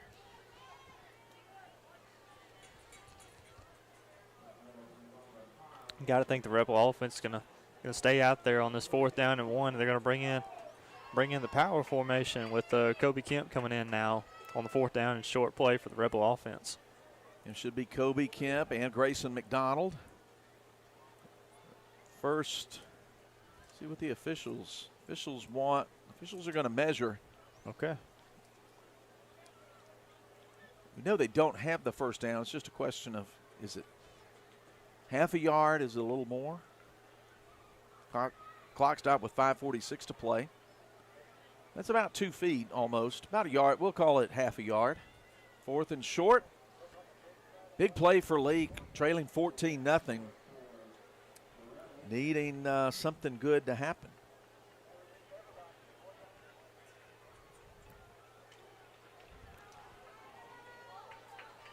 Appears it's going to be Kobe Kemp and Grayson McDonald in now for the Rebel offense in this power formation on this 4th and short. Power set to the right, they shift it to the left. A lot of times this is quarterback run, and Copiah Colonels will try to shift around as well. Second effort's going to get George Wilcox past the line to gain for the first down, and then a late flag comes in. May have been a shove or some words, and we'll see if it's Leake or Copiah guilty here. And they're pointing over the Leake side. In fact, now they point over to the Copiah side. And this is going to be a key play as the Rebels picked up the first down, but don't know if they're going to call that after the play was over. But it looks like it's going to be maybe a late shove on the Rebel offense. The official who threw the flag's going over to Coach Brian Pickens, explaining it, and Coach Pickens pats him on the shoulder and now heads back to the sideline. The official has not informed us yet, but he's going to do so right now. Wilcox did pick up the first down. The Rebels are already coming to the line of scrimmage, but we haven't yet had the call. A dead ball, unsportsmanlike conduct against the Rebels, and a offsetting penalty against the Colonels. So we'll play it 1st and 10 from the 43. Central Mississippi Animal Clinic first down.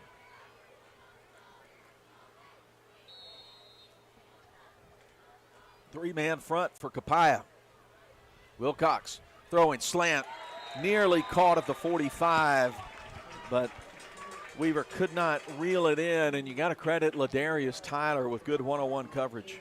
That was going to be one of the questions we had coming into tonight. Would the Rebel receivers get the open looks against these Copiah Colonels secondary? And the Colonels have done a really good job covering our Rebel receivers tonight. So far, the answer to that question is no, or at least not yet. 2nd and 10 from the right hash. Rush 4. Ball up in the air. Weaver extends his left hand inside the 30. Can't get it. And again, it's Tyler in just textbook one-on-one coverage. Really good coverage there, like we mentioned. These Copiah Colonels have been really near exceptional in the secondary tonight, causing no big plays on the outside so far. 3rd and 10.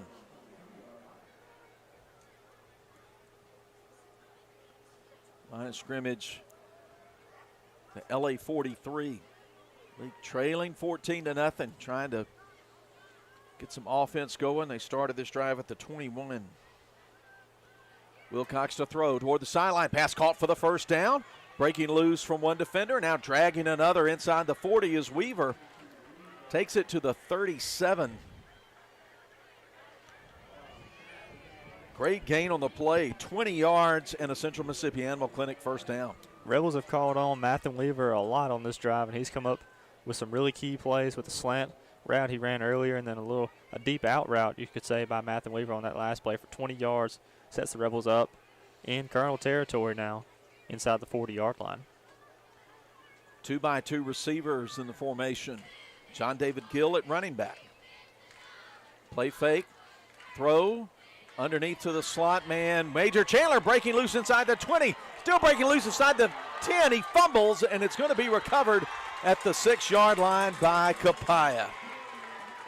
He's got it stripped away from him in the open field, and Seth Hemphill hopped on it. It was just sort of wobbling there along the 5. Major Chandler ran a good route there, had a great play there, but just was going down the field trying to get for the touchdown, and I'm not entirely sure if it was stripped or he just lost it running down the field, but nevertheless, it's a fumble, and ball goes to the Colonels now with 4:38 to go. Gain of 31, but then coughing it up, turning it over is Leake, and it's 1st and 10. Copiah now with 4:38 to go in the quarter from their own 6. Teasley from a shotgun set, hands it off. Grayer getting around the corner, 10. Shoulder fake, 15-20. Now the ball comes loose. The officials say he was already down, but he picks up 15 yards and a first down. Somebody's got to learn how to grab hold and hang on to Grayer, but he's coming limping to the sideline right now. Significant limp.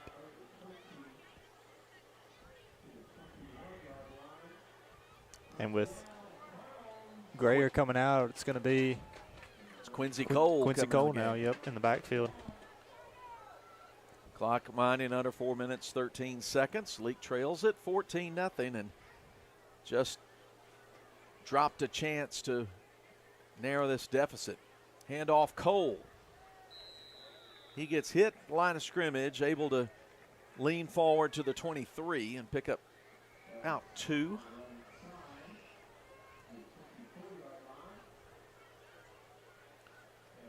Rebels have 55. Alex McDill in at defensive tackle right now for Pagan Bobo.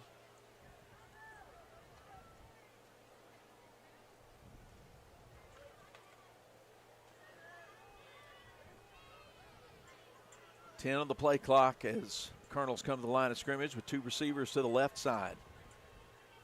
Quincy Cole taking the handoff on 2nd and 8. And again, he's hit right along the line of scrimmage, but able to keep his momentum going to the 26 and create 3rd and 5 for his ball club. And they'll bring in Ellis into the game for 3rd and medium.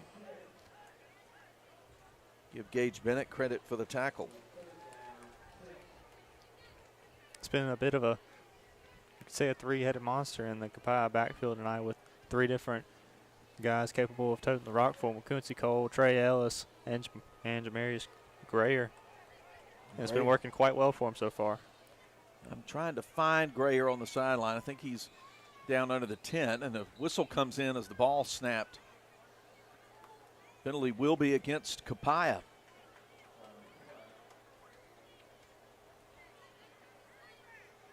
Remember, we've got the Carthage Vet Clinic halftime. We're going to show you the performance of the Leake Academy cheerleaders.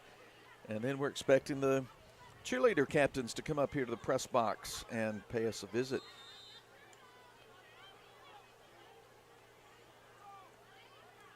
So clock winds again. 3rd down and 10 now.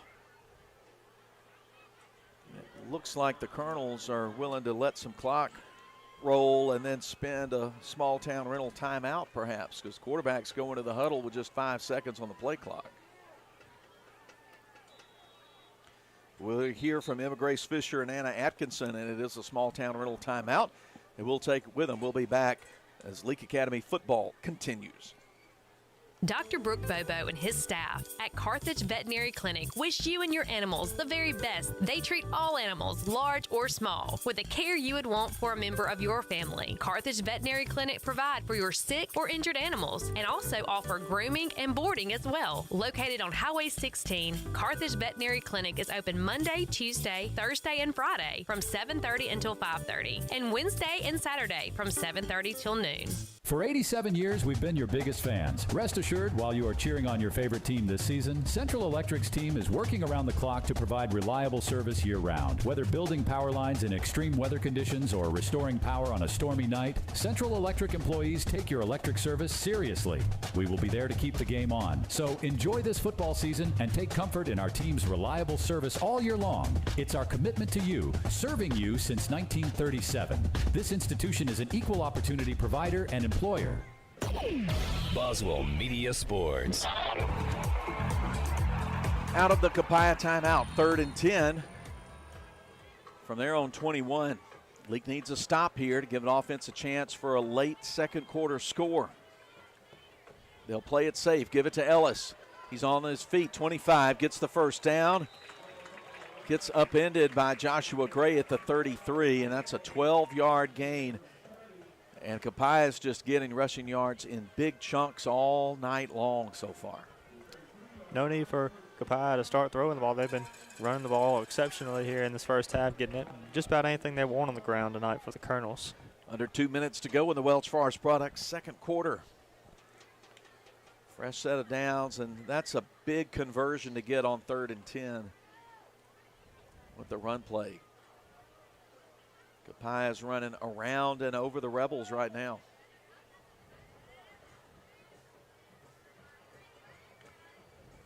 Handoff, Ellis gets hit pretty quickly. Credit Braden Welch with getting the right angle on him to bring him down after a gain of 2. No, let's see. Well, rather move the stick around about 1.5 yards, 2 yards. Colonels seem to be in no hurry. Clock is ticking under 1:30 just before halftime now at 1:15, and Colonels don't seem to be in any pace of trying to score another touchdown before half, so they might just be running the clock out.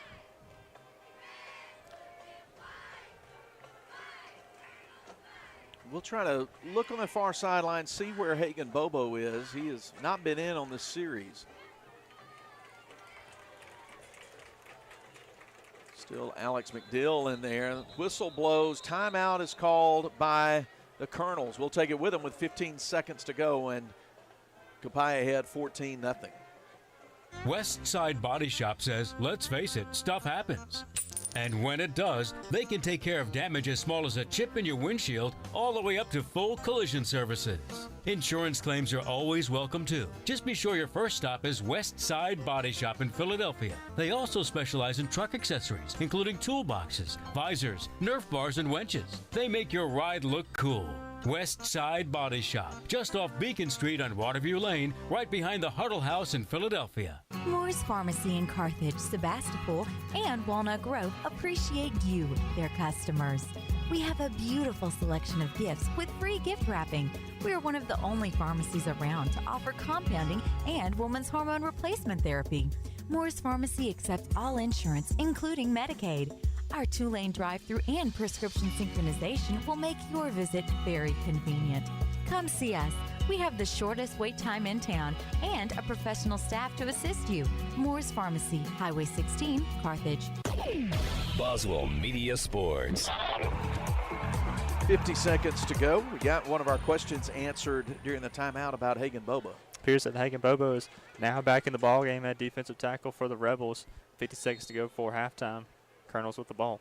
Caden Monk in the game at defensive tackle as the Rebels put some fresh legs out there in the defensive interior. 2nd and 8. Big Ellis on the handoff. Gets hit by Welch. Able to push his way forward. Kobe Kemp helped finish him off along with Caden Monk at between the 38 and 39. We go under 35 seconds in the second quarter. So like we mentioned earlier, Copiah is just going to take this game into halftime up 14-0 over Leake with 20 seconds to go and ticking just before halftime. They'll have to run one more play. This is 3rd down and 5. They'll run it as far down as they can. Shotgun. Jackson Teasley hands it off to Ellis, bumps off a defender, and gets run down 1 yard short of the line to gain for the 1st down. And Leake's not going to use a timeout. And that's going to be one half in the books, and it's been a successful one for Copiah. They lead Leake at the intermission 14-0. We'll step aside and then come back with the start of the Carthage Vet Clinic halftime. We'll feature the Copiah band, the Leake Academy cheerleaders, and we'll get to talk to the cheerleader captains as well, Emma Grace Fisher and Anna Atkinson. All that and more coming up as Leake Academy football continues from Gallman. I sure do like my new hunting rifle. I bought it over at Ozark Ag. When I went in, they had such a great selection. Took me a while to make up my mind. I have it sighted in now, and I'm ready for the big bucks. Tomorrow I'm going back over to Ozark Ag and stock up on ammo. While I'm there, I just might check out those deer stands. Hey, honey, I know you're listening. Make sure you shop for me at Ozark Ag. They're on Highway 16 West. My knee rehab was 100% successful thanks to Performance Therapy. They sat down with me and created a plan to ensure I would achieve my personal rehabilitation goals, and they encouraged me to get the most out of every session. Performance Therapy provided plenty of material for me to continue my rehab in between sessions too. Hopefully I don't have to see them in the future, but if I did, I would definitely choose Performance Therapy again. For more information, go to performancetherapyms.com. Performance Therapy, Carthage, Philadelphia, and Forest. Did you know most people overpay by up to 50% for individual health insurance? David Barham Insurance will save you that. Plus, David has the best rates on the market for Medicare supplement. The solution is not on the internet or far away. It's right here in Carthage. David Barham, a local insurance agent you can trust. Make sure you have the best coverage and price. Call David Barham, 601-941-1280 on the north side of the square in Carthage. Total Pain Care has been the trusted name in interventional pain therapy for over 20 years. While the healthcare world keeps changing, our dedication to exceptional patient care stays the same. We are privately owned and operated with 2 full-time locations, Meridian and right here in Philadelphia. Pain management has made significant strides, and our physicians are committed to offering the most innovative procedures. Visit TotalPainCare.org or call for more information so we can get you back to living your best life. You gotta live your best life. Guess what, people? Wendy's has new saucy nugs. You heard me. Wendy's nugs now come in 7 saucy flavors. Buffalo, honey barbecue, garlic parm, spicy ghost pepper. You can literally hear your taste buds after every bite. I'm serious. Listen to mine. Okay, that's just me playing with sound effects, but you got the idea. For a whole new way to nug, gotta be Wendy's. Participating U.S. Wendy's.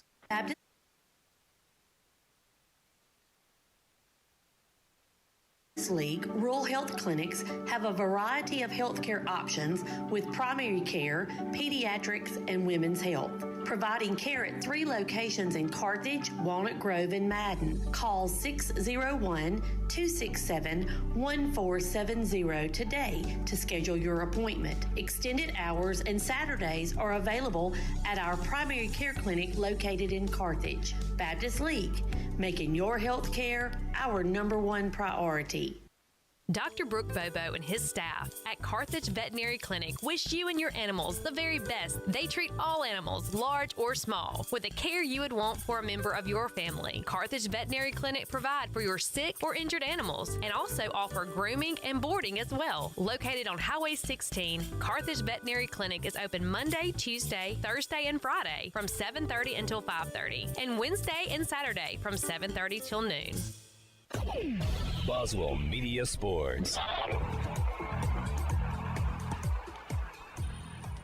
Here goes the Carthage Vet Clinic halftime from Gallman, playing at Copiah Academy tonight. And the score at the break in this opening game of district play for the Rebels. Well, the Rebels are on the wrong side of a 14-0 score against the Copiah Colonels. Philip Palmertree and Sam Rigby in the press box. Brooklyn Wade running the action camera, and Billy Steen in Boswell Media Sports Studios. And we'll go ahead and talk about this first half, as I think I see the captains just about to start coming our way. They're still down on the field. It's certainly been the Copiah rushing attack that's the headline of the first half, Sam. Like you mentioned, Philip, it's been all Copiah running the football in this first half. It started off on the second drive of the game. Copiah had a big 60-yard touchdown run by Jamarius Grayer. 2-play drive with just a big 60-yard touchdown run by Grayer. Then we had on the fourth drive of the game, Copiah ran 9 plays total. It was capped off by Jackson Teasley, 10-yard touchdown pass, once again to Jamarius Grayer. But it's been a handful of Grayer, Trey Ellis, and Quincy Cole in the backfield tonight for Copiah. And they've just been getting just about anything they want in running the football. Trey Ellis, if he's not, we don't have stats in front of us right now, but if Trey Ellis, we had some stats in front, I could tell you that Trey Ellis is about close to 100 yards running the football in the first half tonight. He's been getting just about anything he wants running the football. And on the Rebel side for offense, it's been kind of a struggle, something the Rebel offense isn't used to seeing this year. They were moving the ball on their last drive before we went to halftime with Rebel offense running 10 plays, but it was a fumble by Major Chandler inside the Colonels 30 that really the fumble gave back to Copiah, and Copiah capitalized on it, ran the clock out. Now we're in halftime. Rebels trail 14-0 in halftime. Thank you, Sam. We appreciate that recap of the first half. He's going to hand the headset off to Emma Grace Fisher. She's going to talk to us. Anna Atkinson's already up here, and everybody likes to hear somebody other than me talk. So that's why we have the cheerleader captains. We always talk to them every year, and they just found out, maybe a day or two ago, that it was their turn to do that. But Emma Grace, glad to have you here. Thank you. Okay, let's talk about what's going on with the cheerleaders beyond. You're a fixture on Friday night. What else is going on? I know there are competitions and things like that go on in the fall as well. We have actually elementary cheer camp coming up tomorrow all day, so we're really excited about that. We're really excited to get to have fun with the little girls and let them feel like a big girl for the day, and we're really prepared and excited for that. So. Were you once one of those little girls Yes, excited I about was. going to cheer I was. camp? And didn't those high school cheerleaders seem like adults to you? Yes, they did. They were like queens, and I just wanted to be them so bad, and now it's completely reversed. And It's now pretty here cool. you are. So how old were you when you started? I started Pee Wee Cheer in the 5th grade. Okay. Yes. Well, good. All right, I'm going to ask both of you this question. So I already tipped you off. I was going to ask you this. Tell me something that's different about being one of the captains now than it was, not being a captain when you were an underclassman.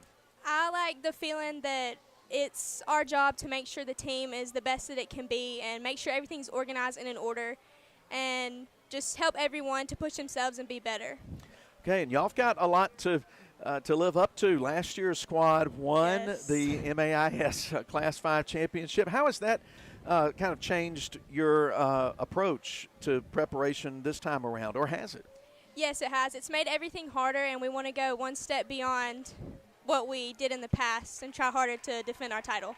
Okay. All right, I'm going to ask you one more question, then I'm going to have you hand the headset off to Anna. And this one is going to come out of left field. You're not going to see this one coming. Well, no, I got two questions. Anyway, here's the question I was about to hit you with. Who's the hardest teacher at Leake Academy?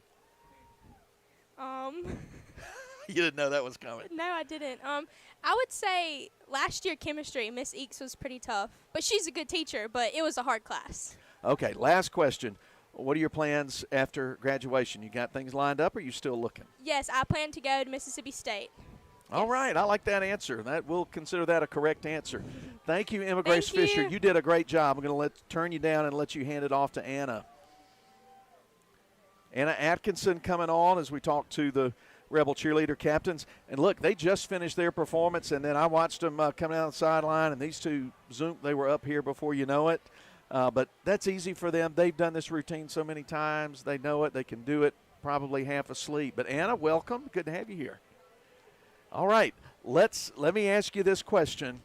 I'm going to ask you. I'll kind of ask questions in reverse order. Okay. Tell me what you're doing next after you finish school. Oh, well, I'm going to Meridian Community College. That's a good answer. Meridian's a good school. Okay. Do you know what kind of studies you want to start doing? I'm going to be at MRI Tech. Okay. Good. Well, good. Good luck to you in that. Okay. I'll ask the reverse question. Who's the hardest teacher at Leake Academy? Okay, I'm not going to say this off like the classes, but Coach Shep's pretty hard. Okay. All right. Coach Shep's pretty hard. I was gonna give a candy bar to whoever, if anybody said Coach Morgan, but that's he and I just have something going about that. All right. Talk about what to use. What's different about being a captain than being a non-captain? Well, I really like to work with Emma Grace, and I like to be able to let everyone know what we're doing for practices and games and half times and stuff. I really just like to lead and just be ahead of the team. What are your responsibilities at cheer camp tomorrow? What have you got to be sure that you do? I got to teach all the little kids the cheers and make sure that they go to all the right places. Did you start at 5th grade? I started in 8th grade, actually. Okay, so you're a late comer to it, but you've come a long way in a short amount of time. Yeah. Okay, good. What's the thing you enjoy most about cheering at Leake? Well, my favorite part about cheer is competition, but I love to be with all my friends. All my friends are on the cheer team, so that's my favorite part. Okay, what does it take to do well at competition when there are a whole lot of eyes just on you and your team and what y'all are doing? Well, I really get nervous a lot, so I just try and focus on like one thing and everything I have to do and just pray because I get really nervous. Okay, last question. How do you figure out who gets thrown up in the air? Oh, gosh. That's from I don't know anything about cheerleading, so. It's normally the smallest people. Yeah, So. that makes sense. That's what I thought. I thought maybe there was some other secret sauce that went into that. Yeah, well, you got to be tight in the air. Okay. Yeah, who's light and tight in the air. There you go. See, it rhymes. It's easy to remember. Okay, last question. Wendy's is one of our sponsors. And what's your favorite, what's your go-to order at Wendy's? Baconator fries. Ooh, for the win. Yes. Anna going with the Baconator fries. We've not had that answer, but I like that answer. All right, Anna Atkinson and Grace Fisher, y'all are great sports to come up here and talk to us. I know everybody's loved hearing your voices. And what y'all do is really, really important for Leake Academy, and we really appreciate the hard work, the dedication, extra hours that y'all put into it. So thanks, and good luck tomorrow. Thank you. Okay, that'll wrap up our interview segment. We'll take another break and come back and look at the scoreboard as Leake Academy football continues. Rebels trailing 14-0 down at Copiah, but a whole second half to come as Leake Academy football continues. Whether you have a honey-do list or a big-time construction project, Small Town Rental is ready to deliver. From mini excavators, skid steers, trenchers, tillers, augers, and so much more. You'll find Small Town Rentals on Highway 16 in Carthage, across from the hospital. And they even deliver so you can get results instead of excuses. Follow Small Town Rental on Facebook and find out how Blair Purvis, the guy with the pink gooseneck trailer, can help you reserve your equipment today. Tune in next time when you'll hear Little Bit say, I'm meant for my daddy so he can buy me more horses. West Side Body Shop says, let's face it, stuff happens. And when it does, they can take care of damage as small as a chip in your windshield all the way up to full collision services. Insurance claims are always welcome too. Just be sure your first stop is West Side Body Shop in Philadelphia. They also specialize in truck accessories, including toolboxes, visors, Nerf bars, and winches. They make your ride look cool. West Side Body Shop, just off Beacon Street on Waterview Lane, right behind the Huddle House in Philadelphia. You heard is that there ain't no flies on my back. Well, there is plenty of truth to that if you'll get yourself down to the Leake County Co-op. You know them pesky old flies and skeeters? They have been worrying us all. And it's hard to enjoy rocking on the front porch without getting all eat up. That's a big one now. Your Leake County Co-op has fly mosquito sprays, traps, and everything under the sun that'll take care of them pests away so you can enjoy your patio time this summer. Leake County Co-op, Highway 16 in Carthage. Roll into Junction Deli, where nourishment meets journey. On the menu, delectable breakfast, lunch, and supper. Whether you're in Philadelphia, Newton, Union, Carthage, Louisville, Oxford, or Scuba, we're the local pit stop that blends the allure of delicious food with the convenience of a fuel station. Remember, when your stomach grumbles or your tank covers on empty, we're just around the corner. Download the Junction app for ordering convenience and look for the new car wash in Louisville next to Walmart. When dealing with something as complex as taxes and payroll can be, you can turn to Weaver Tax and Accounting to make things easier. Their professional staff works diligently to make sure your business and personal returns are complete and finished in a timely manner. Weaver Tax and Accounting will also execute your bookkeeping and payroll, bringing you the best in tax services since 1979. Weaver Tax and Accounting, 20 South Street, Sebastopol, and 109 Chadwick Avenue in Walnut Grove. Now, Bob, when we started the Bring Your Kid to Work Day, this wasn't exactly what we had in mind. I'm sorry, but they're my babies. We're about to go grab lunch and then head to the farm. Well, where are you headed? Rosebud General Store, out there in Rosebud on Highway 487 East. Nothing but the best for my babies. They got everything you need for your farming family. Well, your calf sure is sweet. Does she have a name? There's the Cow Patty. Whoa, let me get this straight. You named your cow Patty? No, sir. It's what you stepped in. Ew. Rosebud General Store, Highway 487 East. Woodstock Furniture in Philadelphia says, let's go Rebels. Woodstock Furniture has a game plan to score big-time savings for our Rebel faithful all season long. Family owned and operated, Woodstock Furniture at 70 Canal Place in Philadelphia behind McAllister's has a winning tradition with their low price guarantee on furniture for every room in the house. Plus, if you buy it today, you get it today. Woodstock Furniture at 70 Canal Place in Philadelphia loves the Rebels like the Rebels love to win. Boswell Media Sports.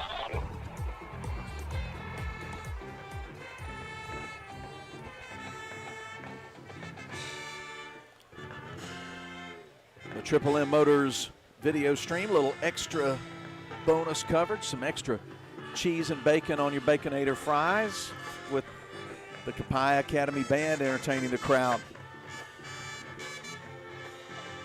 And they have not 2, not 3, not 7, not 8, but 9 baton twirlers down there.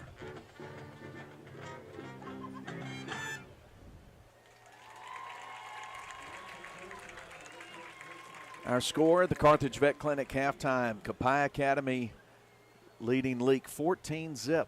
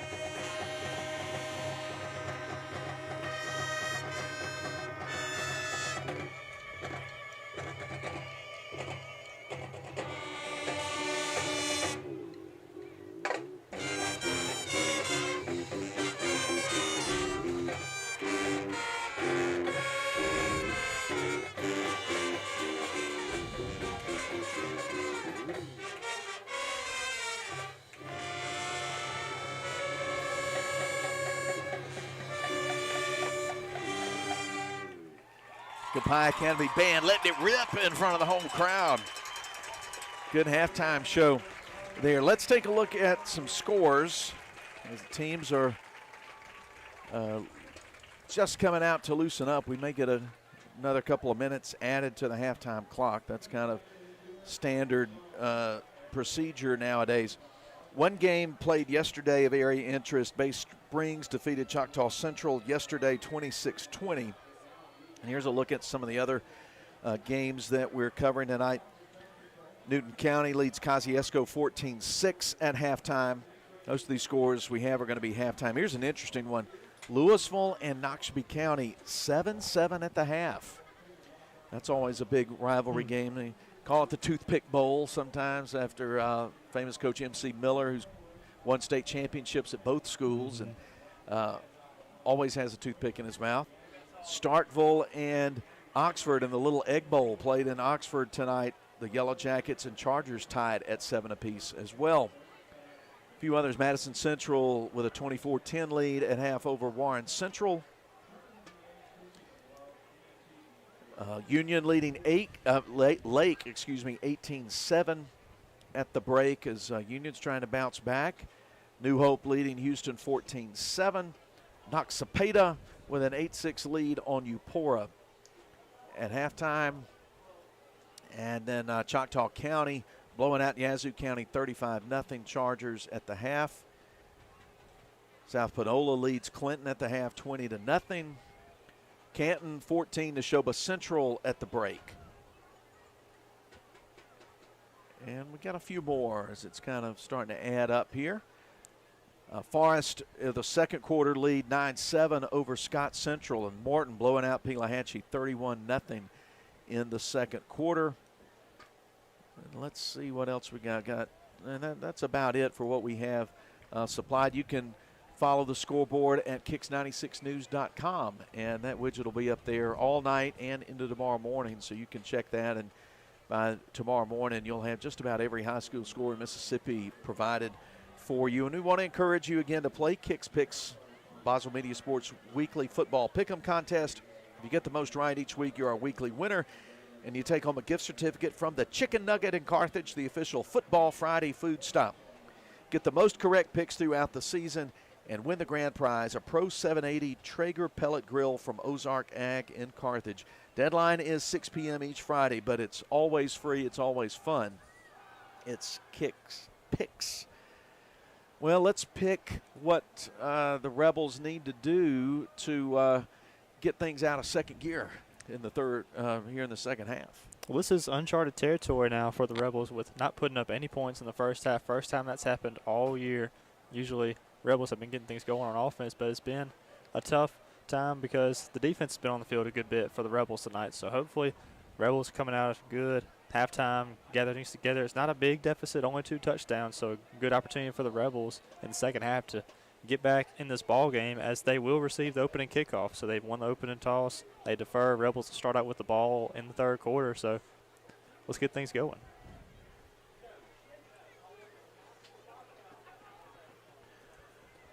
Copiah has already taken up residence on the near sideline. And the Rebels will head to the other side, and very shortly we'll have the Moore's Pharmacy kickoff to start tonight's third quarter. Rebel sacks are presented by Chipley's Squareview Inn. They do have one on the night. That was split on my scorecard between Hagan Bobo and Owen Hitt. One pass breakup tonight for Braden Welch. Leading tackler in the ball game by my count is Gage Bennett, 1 solo tackle, and he's been in on 5 assisted tackles. Well, we flip it over on the score graphic to the third quarter, and we're ready to bring you this quarter presented by Westside Body Shop.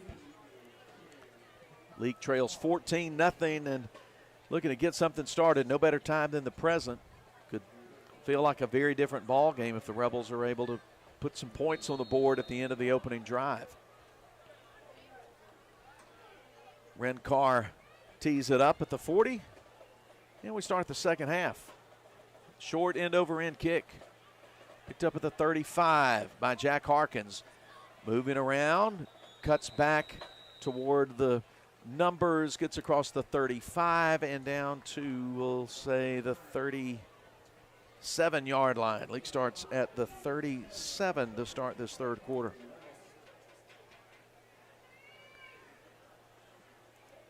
Last time the Rebels were on offense, it was a fumble by Major Chandler in Copiah territory. So sour taste in the Rebels' mouth last time. We'll see how they get things started in the second half. Yeah, that fumble given up inside the 10.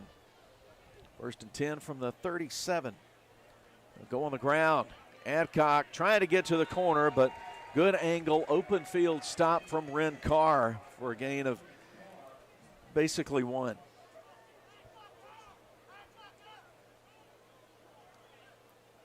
Now it appears to be number 44, Caden Stovall, checking in for Garrett Adcock now. The Rebels come back on offense. 2nd and 9. Now we'll come to the left side, short side of the field nearest us. The Rebels go right to left. Stovall in the slot. Weaver split wide. Excuse me, Harkins split wide. The Rebels move early. A little bit of a taunt in there from Nico Krischel on one of the Rebel defensive linemen. I think some of these Copiah players may want to provoke maybe a dead ball kind of thing. Knowing the Rebels offense has been frustrated tonight. 2nd and 14. Throw from Wilcox at the original line of scrimmage to Weaver, but it's dropped. That pass right below his knees. He had a tough time gathering it in. Jack Kitchens was right there pestering Weaver. And also it was good pressure up front by that Copiah front, hurrying up George Wilcox's throw, making him have to throw it a lot earlier than he would have liked to. 3rd and long, not what you want on the first series. And the Rebels move early. Be 3rd and 19. The Rebels making it hard on themselves.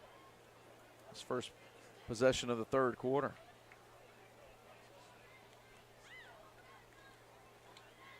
The officials are coming to have a conversation. Makes you wonder if maybe somebody on the Copiah defense maybe is not calling some signals. But no, that's not the call. They talk about it, and then it's what we thought. It's a false start.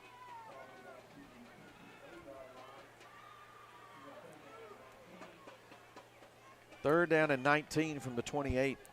So that's 2 big penalties that have made this Rebel offense backtrack than where they initially started from. Now 3rd and long. Wilcox on 3rd and long, sets his feet, he's in trouble, and he's sacked at the 24-yard line. They lose 4 on the sack. Rebels just went backwards. They started at the 37 and wind up punting from the 24. Too many negative plays via penalty. Not the ideal start you want to see from the Rebels coming out of halftime with 2 big penalties that really dug a hole too big for the Rebels to start out in this first drive in the second half. Here's the Matthew Nowell punt. Hangs it up. It hits in Colonel territory, and Wright Palokas will gather it in at the 47-yard line. The Colonels have excellent field position on their opening possession of the West Side Body Shop 3rd quarter with 10:10 to go, leading in the 3rd, leading 14-zip. They'll actually call it the 46.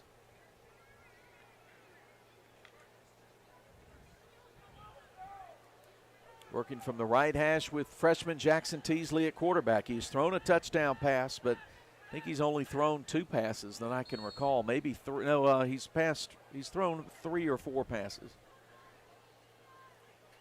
Hand it to the big back, Ellis. Following blockers, breaks a tackle, getting into Leake territory, spins away, shoves another Leake defender aside, and gets tackled by Joshua Gray. A touchdown saving tackle, probably inside the 35. They'll put the ball down, looks like the 32. They did there, gained 23 yards. Looks like the same look we saw in the first half. A hard time for the Rebel offense and a lot going in the Copiah running game as we saw first play from scrimmage. Big run by Trey Ellis. Ellis lined up to the left of Teasley. 2 wide receivers left, H-back to the right. Running an unbalanced line with tight end over the left. They move it over there, hand it off. Ellis trying to work out to the right, breaks into the open, 20. Nowell can't get him off his feet, and it's a touchdown run down the right side for Trey Ellis. He gets in on the act, and it's 20-0 with the extra point pending. So a short play drive from Copiah on that last one. 2 plays capped off with 2 runs by Trey Ellis. Just 2 runs to the same guy, and now it's 20-0. Copiah lead, 9:20 remaining in the 3rd quarter. Rebels trail. 54 yards in 2 plays. Ren Carr lining up, trying to go 3 for 3 and extra points. Kick is up, away, and good with 9:20 to go in the first quarter. Copiah taking control, leading 21-0. We'll be back. Guess what, people? Wendy's has new saucy nugs. You heard me. Wendy's nugs now come in 7 saucy flavors. Buffalo, honey barbecue, garlic parm, spicy ghost pepper. You can literally hear your taste buds after every bite. I'm serious. Listen to mine. Okay, that's just me playing with sound effects, but you got the idea. For a whole new way to nug, gotta be Wendy's. At participating U.S. Wendy's. Big discounts at Triple M Motors. That's right. Big dealer discounts plus GM consumer rebates means you save big. Not in the market for a new ride? Check out our pre-owned. Triple M Motors carries a good selection of SUVs, cars, and trucks. Stop by or check us out on the web at triplemmotors.com. That's triplemmotors.com. Boswell Media Sports. Copiah with a Moore's Pharmacy kickoff. Gone up 21-0. Sky kick. Jack Harkins fielded outside the numbers of the 20 on the right side. Waits for a couple of blocks to set up. Reaches the 30, 35, and then red jerseys swarm him just short of the 40-yard line. Rebels start at their own 39.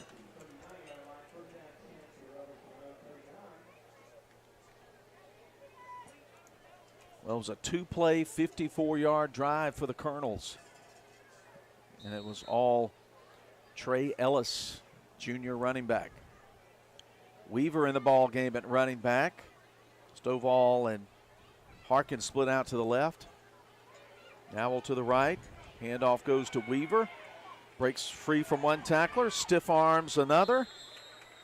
Makes a nice run for the Central Mississippi Animal Clinic first down. And then there are late flags that come in as Ladarius Tyler drove Weaver into the sideline. May have been a little extracurricular physicality there in the sideline that we couldn't see. Maybe 15 yards added on to a run of 14 yards. It's one of the first big runs we've seen out of the backfield tonight. Put Matthew Weaver back there to run the ball, and good first down gain for the Rebels, depending on who the penalty's called on. This could be in the Rebels' favor. Officials are getting their book out, writing things down.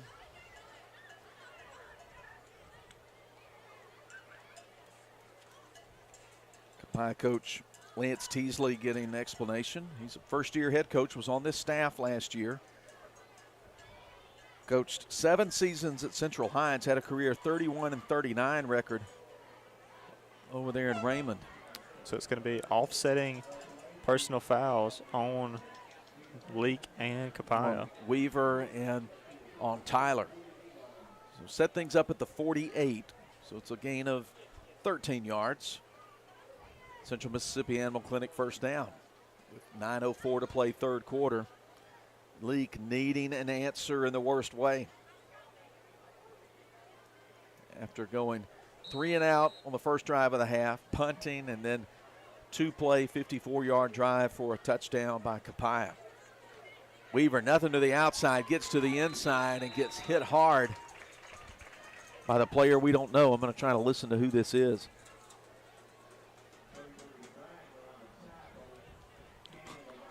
Can't understand what he says. But regardless, it was a gain of about half a yard. Call it 2nd and 9. I couldn't tell if he said Brian or something with a B. Couldn't really make it out for you. Throw, quick out, complete to Weaver at the 44. Puts a juke move on and then gets slung out of bounds on the far boundary by Paxton Arrington. Going to be close to a first down. They'll say he got enough. It's Central Mississippi Animal Clinic first down after a gain of 9. All Matthew Weaver in this third quarter for the Rebel offense. 2 handoffs to Weaver in the backfield, and there's a quick out route to the right side. Gets the Rebels a first down. And now it's going to be Garrett Adcock in the backfield now as they move Matthew Weaver out to the slot on the right side. Rebs going right to left. 2 wide receivers to each side. Wilcox fires short, quick hitch, caught by Nowell. He sets the ball down, however, trying to keep his balance and advance upfield, puts it down at the 32. They give him 6 on the completion. 2nd and 4.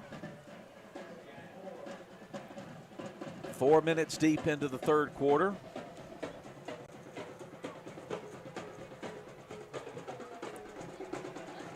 It has been all Copiah tonight.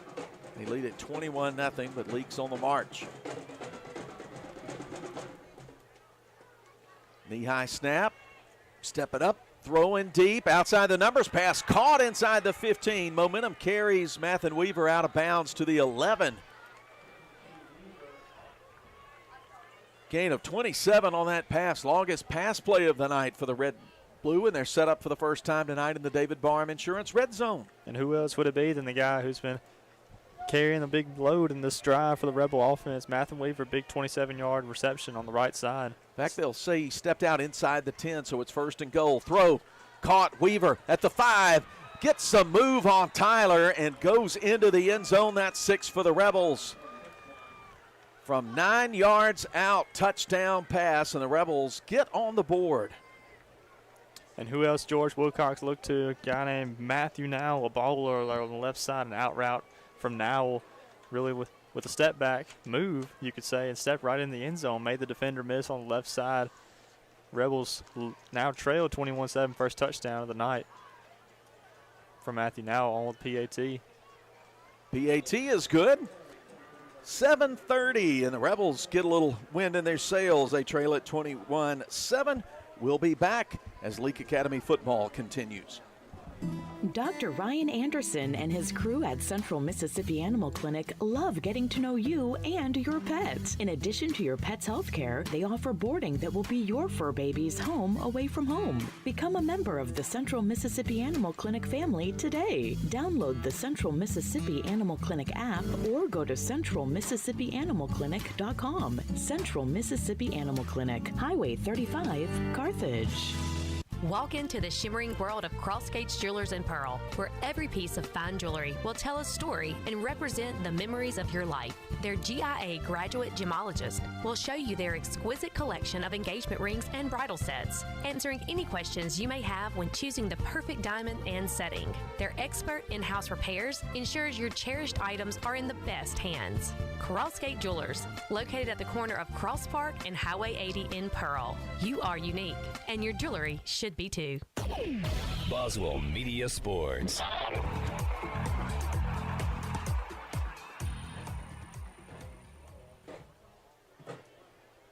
Here's the Morris Pharmacy kickoff for Leake.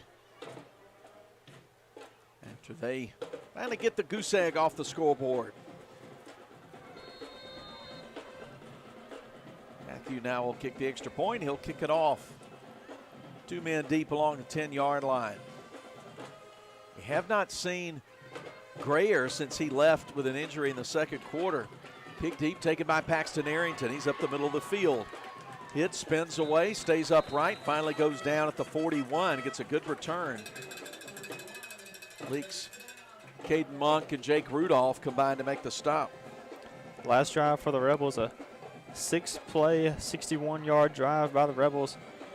Mathen Weaver was the man that received a lot of touches, whether it be in the backfield on a handoff, or he had one catch for 27 yards on that drive. It was capped off by George Wilcox to Matthew Nowell, touchdown grab. Rebels trail 21-7, 7:23 in the third. That's your performance therapy reset. Here's a critical drive for the Rebel defense. Shotgun formation. Jackson Teasley hands it off, and Arrington's tackled in the backfield. Good job, Kobe Kemp making the stop for a loss of 1. It's his 6th tackle of the night.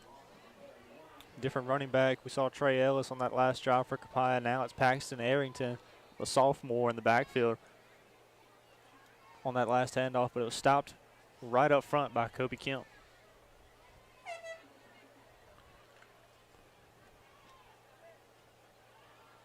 Second down, 11. 2 wide receivers. No, 3 now to the left, to the right, excuse me. Pistol formation. Keeper, little RPO, the throw completed at the 47. Matthew Nowell will not let the receiver, number 11, Quay Robertson, get upfield. Excuse me, that was a 21, Kendall Watley, not 11. Gain of 6 on the play, 3rd and 5. A couple of times we've seen tonight the Copiah goes in the RPO trying to throw the Rebels off. It's been a lot of run tonight from Copiah, but a little RPO action to get Jackson Teasley on the move. Now sets Copiah up with a manageable 3rd and 5, but see what the Rebel defense has in store. Trey Ellis at running back on the right hip of Teasley. 3 wide receivers over the left. Handoff. Ellis, he gets hit in the backfield, but stays upright, and then the Rebels bulldog him back there, and it took 4 of them to bring him down. Kemp grabbed him around the ankle. Then in came Winstead. McDonald hit, and the Rebels stop him for a loss of 3 on the play. The line of scrimmage now the 43, and a punt coming up for Copiah. Couple of times tonight we've seen Trey Ellis break off these big runs for Copiah, breaking the initial contact brought in by the Rebel defense, but swarm of Rebels right there, and the Owen hit just got on Trey Ellis's back to bring him to the ground. Great stop by the Rebel defense overall, brings up 4th down. Punts away. Wobbles taken at the 26 by Nowell. He's going to return it. 30. Tries to find some daylight. Manages to squirt ahead to the 35, and Leake will take over at the 35 with 5:03 to play. Copiah 21 and the Rebels 7. Boy, a touchdown drive here changes everything. And all it took was a stop by the Rebel defense. We've seen them. The Copiah offense has gotten pretty much all about what they wanted in this ball game, but a great stop by the Rebel defense, giving the offense life now as they got a chance to get back in this ball game, down 2 scores. Adcock, the running back, set at the right of George Wilcox. And then we have a flag before anything happens, and somebody moved early. And I'm not seeing that motion, but it's happening well before the snap count. 1st and 15, walk the ball back to the 30. 2 receivers in each side of the formation. Wilcox wants to throw, looking to his left. Pressure coming from his right. He's hit as he throws, and that affected the accuracy of his throw into the near sideline. Matthew Weaver trying to play it like a right fielder running toward the foul line to catch the ball, but it got out of play. It was Quincy Cole there at linebacker for the Colonels, bringing the pressure into Wilcox, really disrupt the timing between Wilcox getting that ball off to Weaver on the left side. 2nd and 15 for LA. 4:56 on the 3rd quarter clock. 3rd quarter presented by Westside Body Shop. As the Rebel offense looks into the sideline, and offensive coordinator Corey Burns. 5 on the play clock. Wilcox takes the snap. Quick throw on the hitch. Complete at the 35 now. Well, up the field 40. Battling with Tyler. And then some help arrives to pop Nowell out of bounds. Very close to the 1st down. They needed 15. They got about 13 and a half. No, 14. They give him a nice spot ahead to the 44, and it's 3rd and 1. And you got to say with the 3rd and 1 now we have, it was a good bit by Matthew Nowell. When he caught that ball on the out route on the left side, he dropped that shoulder and gained an additional 3 or 4 yards to really set the Rebels up with good position on 3rd and short. 3rd and 1, H-back set between tackle and guard. Left side handoff, John David Gill. 1st down, pushing the pile forward, pushing it forward to the 49, to the 50. And the officials blow the whistle there. Power straight ahead from the LA offense, and it's the Central Mississippi Animal Clinic 1st down. How about that Rebel offensive line there, pushing the man John David Gill, giving some more yardage for the Rebel offense. Set the Rebels up around the 50-yard line. This offense is moving pretty well here. Good push there from Chandler, and on the offensive line from Jenkins and King. 1st and 10 from midfield. Pressure coming up the middle. Rebels pick it up. Wilcox chased from the pocket. Breaks free from one defender. Now can't break free from a second. Flags coming in everywhere as Wilcox gets sacked outside the right hash for a loss of about 2. The player's helmet came off. It was Quincy Cole's helmet. He was the first one to pressure Wilcox. Let's see what the officials say about all this. The result of the play was an apparent sack, but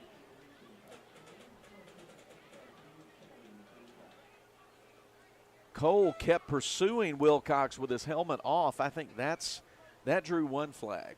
There was 2 separate flags. One was in the backfield with George Wilcox, another one on the right side closer to the Leake sideline. So it's 2 different flags.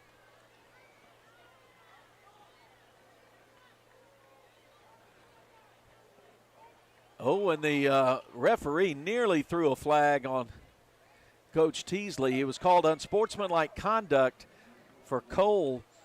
For Cole continuing the play. And that's a 15-yard penalty. Central Mississippi Animal Clinic 1st and 10. The refs move the ball ahead to the Colonel 38. And boy, the official reached toward his flag and then, kind of like an old gunslinger in the West, but then bluffed. Like he was about to throw an unsportsmanlike on Coach. Here's a screen pass, 35.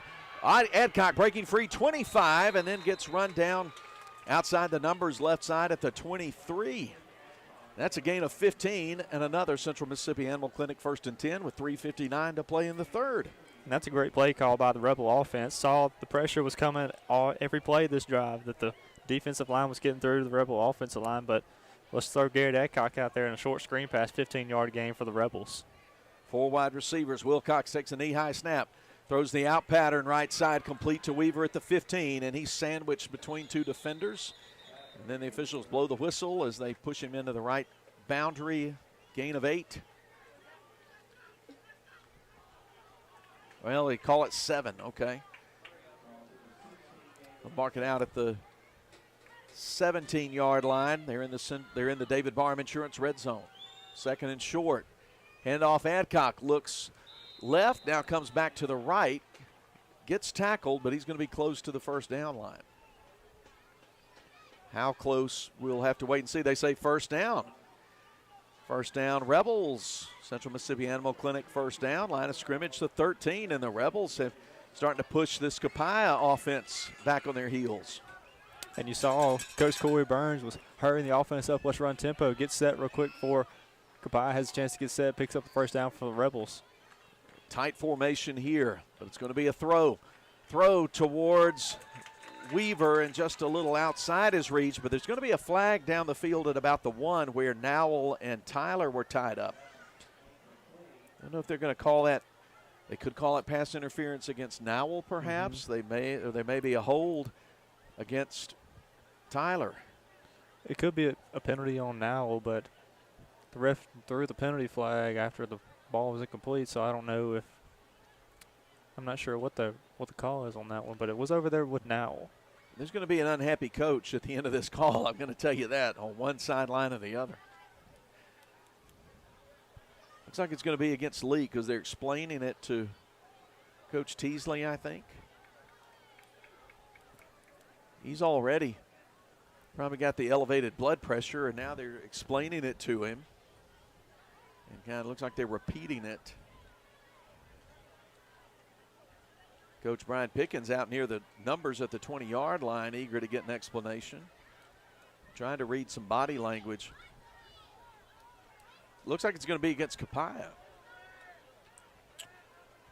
No, it's going to be against Leake. Pass interference against Nowell, saying he was downfield blocking against Tyler as the pass was in the air, and you can't do that until the ball's caught. 15 yards back, and the unhappy coach is Leake's Brian Pickens. Ball walked back to the 28. First down and 25. That penalty really hurts the Rebels. Coach Pickens still getting the explanation. It happened on the opposite side of the field from the Leake bench, and he's trying to plead his best case, but of course it's not going to change the call. And that's a big penalty for the Rebels. They were sitting in good territory in their red zone, and now they've got first down long now set up on their close to the 30-yard line. Low snap taken by Wilcox, steps up in the pocket, gets hit once, gets hit twice, and he is brought to the turf at the 25. He'll officially get a 3-yard gain, but he took 2-3 hits on that play. That's a hard-fought 3 yards by George Wilcox. We got an injured Copiah Colonel down there. Looks to be number 4, Ladarius Tyler. He's he's in some serious pain right now. Tyler has been the coverage expert for the Copiah defense. And he is grabbing at his right leg down along the 5-yard line. So we've got timeout with 2:45 to play, and it's looking like the pain of a cramp from the way they're treating it. 2:45 to go. Reset things for you here. That's always presented by Performance Therapy. 21-7 our score is 14-0 Copiah at half. And Copiah scored on their first possession of the third quarter on a 2-play 54-yard drive. Got a 21-0 lead, but Leake answered with a touchdown march of their own that went 61 yards in 6 plays. Matthew Nowell on a 9-yard pass from QB1 for the score. Extra point from Nowell made it 21-7. Leake forced Copiah to punt, and they're on the march here, but facing now 2nd down and 23, or 22, we'll call it 22. They got to get down almost to the 3-yard line. The injured player, Tyler's up, dealing with the cramp, walking with that stiff leg walk off the field. You'd have to think Leake might want to test whoever's in there at corner.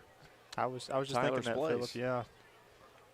They'll split Weaver out to the right, put Chandler out to the left, and now send Nowell out deep to the left side. He's going to be picked up by Darion Moore out there, who's a great athlete. So 2 wide receivers to each side. Nowell split to the left, Chandler in the slot. Looking to the right to throw. Pass caught at about the 11-yard line by Mathen Weaver. Tremendous catch right on the boundary in front of Kendall Watley. The Rebels have narrowed the distance now. It's going to be 3rd down and about 7. Just a real textbook comeback route by Mathen Weaver on that right side. He was running down the field and then just coming back towards the quarterback, keeping his feet moving, running back towards George Wilcox, made the grab, puts it in a much more manageable 3rd down than the previous long play that they just had because of the penalty. 3rd and 7 for the Rebels from the 10. Wilcox to throw, pressure up the middle, in his face, ball lifted up toward the end zone, is going to be incomplete.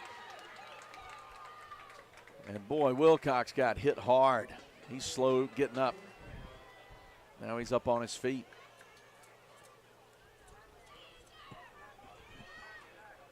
Fourth and 7 from the 10.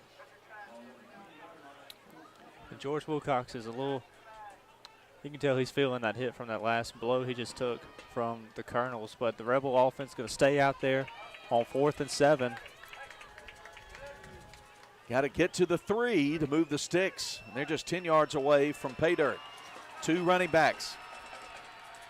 Throw it, tunnel screen, little hook and lateral play to Mathen Weaver for the touchdown. The Rebels dig into the bag of tricks, and there's a flag down at the 10.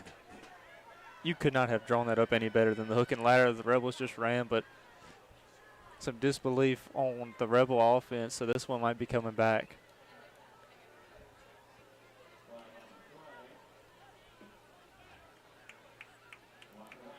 Block in the back is the call on LA. Back things up to the 20-yard line. So now they face 4th down and plenty.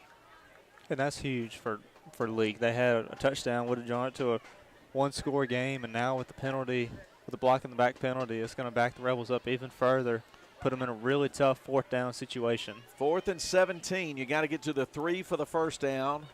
And then, of course, just 3 yards past that's the goal line. The Rebels will replay 4th down after the penalty from the left hash. Wilcox throws to the end zone to Chandler. Ball's juggled, and it's intercepted in the end zone. Threw into double coverage. Chandler was battling with Seth Hemphill for the ball, and Hemphill came away with it off the bobble. Tip drill back there in the end zone. Turnover on downs gives it back to the Colonels at the 20.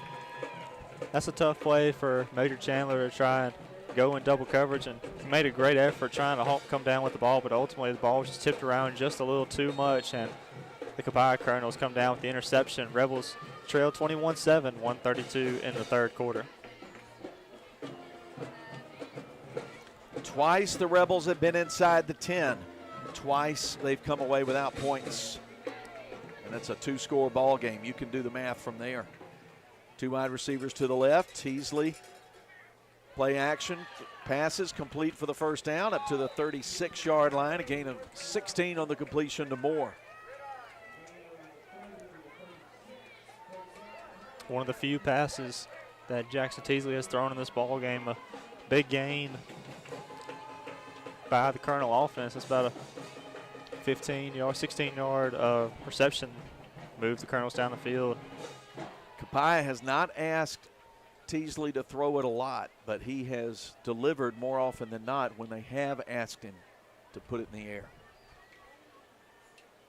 Tight end and H-back. Heavy to the right side. They'll run it the opposite way.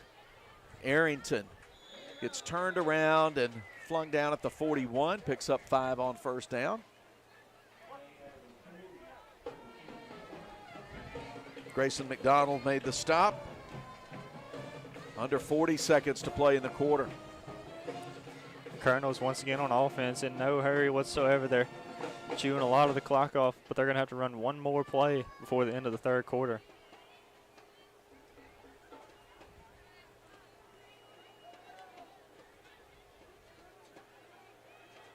Offense comes to the line of scrimmage with 8 on the play clock. Put that unbalanced line heavy to the left. Hand it off to Arrington. Rebels in the backfield. He spins away from a defender, gets positive yardage to the 45, and will bring up 3rd and 1 when we start the fourth quarter. Copiah 21, Leake 7 after 3 quarters of play. We'll return after this as Leake Academy football continues from Boswell Media Sports. Did you know most people overpay by up to 50% for individual health insurance? David Barham Insurance will save you that. Plus, David has the best rates on the market for Medicare supplements. The solution is not on the internet or far away. It's right here in Carthage. David Barham, a local insurance agent you can trust. Make sure you have the best coverage and price. Call David Barham, 601-941-1280 on the north side of the square in Carthage. Chipley's Squareview Inn. It's the experience you're looking for. Whether it's a wedding, holiday party, business dinner, or weekend getaway, Chipley's Squareview Inn can accommodate an array of services. So, when you're planning your event or special occasion, book your stay at airbnb.com or give us a call at 601-741-8215. Whether it's our beautiful rooftop, our elegant reception area, or our lavish hotel rooms, it really is the experience you're looking for. Chipley's Squareview Inn is located at 109 North Pearl Street in Carthage. Boswell Media Sports. 3rd and 1 for Copiah on the opening play of the fourth quarter. Fourth quarter presented by the Neshoba County Co-op. Keeper for Teasley. First down and more into LA territory. Tackled at the 49. Joshua Gray makes the tackle, but good design, good keeper off right tackle. Quarterback power, 1st and 10 Colonels. Another thing we haven't seen, we're talking about how few of the Colonels have thrown the ball tonight. Also a quarterback keeper by Teasley. Hadn't seen that a lot tonight either, and it worked out as the Colonels pick up the first down.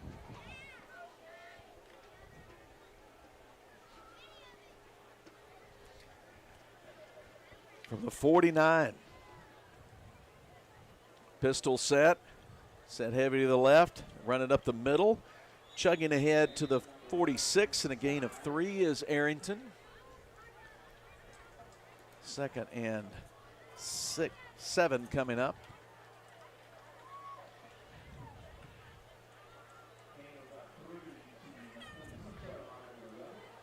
So it's going to be up to the Rebel defense on this drive to come up with a stop and get the Rebel offense back on the field. As they got the stop last time and the Rebels drove down the field, but just a couple of key penalties that really hurt the Rebels. So let's see if the Rebel defense can step up when they really need them here in this fourth quarter, down 2 scores. Little toss pass to the outside 45. Hit hard, stood up, and stopped at the 41-yard line. Receiver Darian Moore moving left to right, in motion at the toss pass, and Rebels Owen hit did just that, put the hit on him.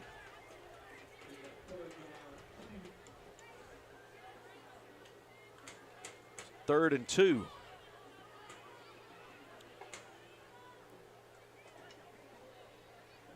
Teasley returns to the huddle.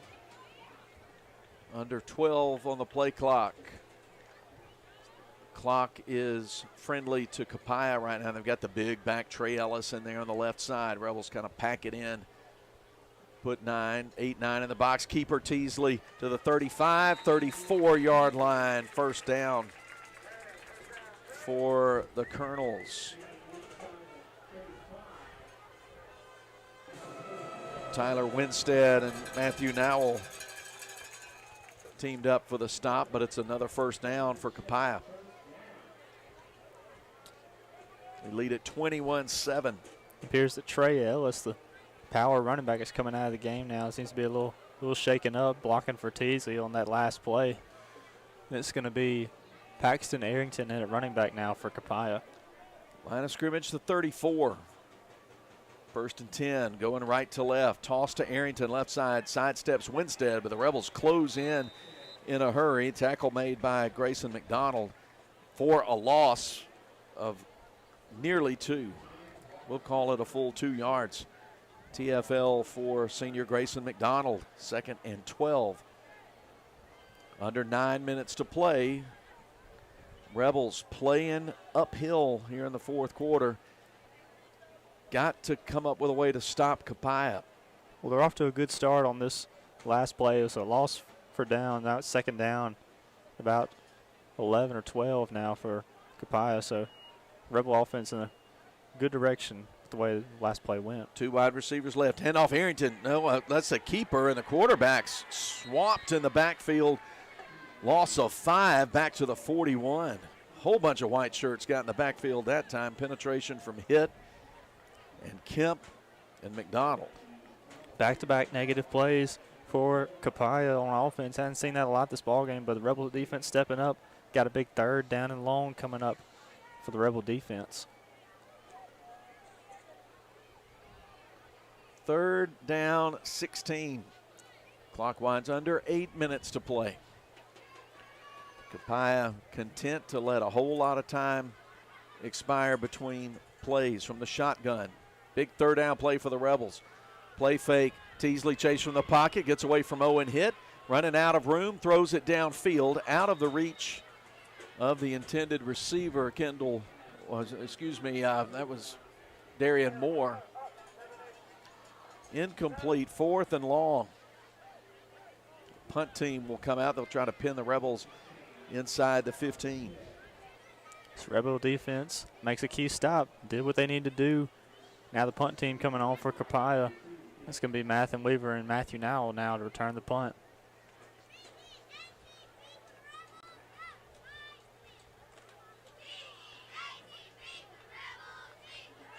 Carr stands at his own 47.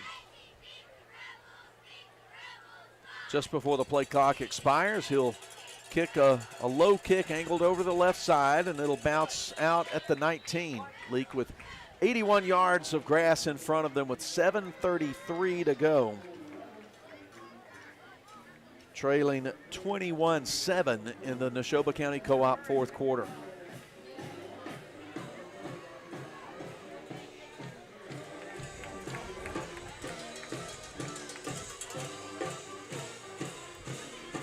Penalties really hurt the Rebels last time they were on offense. That's the last thing they need here. Down 2 scores and a key drive in this ball game. 7:33 to go. Rebels trail 21-7. 3 wide receivers to the wide side of the field left, 1 to the right. Running back Adcock on the right-hand side. Wilcox sets up to throw. Lots of time. Throws complete at the 30 to Weaver. He turns upfield, coming back around the numbers. Breaks loose from one tackler, then more arrive, and a late flag. Did I see a flag come in at the 36? Gain of 17. I think you did, yeah. There's a flag standing right next to Matthew Nowell, so it's going to move the Rebels up some more. 5-yard face mask penalty going to be the call, so advance it to the 41. Either way, it's a Central Mississippi Animal Clinic first down for Leake. 17-yard gain plus 5 more, and the Rebels trying to move with haste. 7:20 on the clock as Wilcox takes a snap. Drops back to throw. Up right side deep for Weaver, incomplete at the 25, out of his reach. Coverage back there by Ren Carr.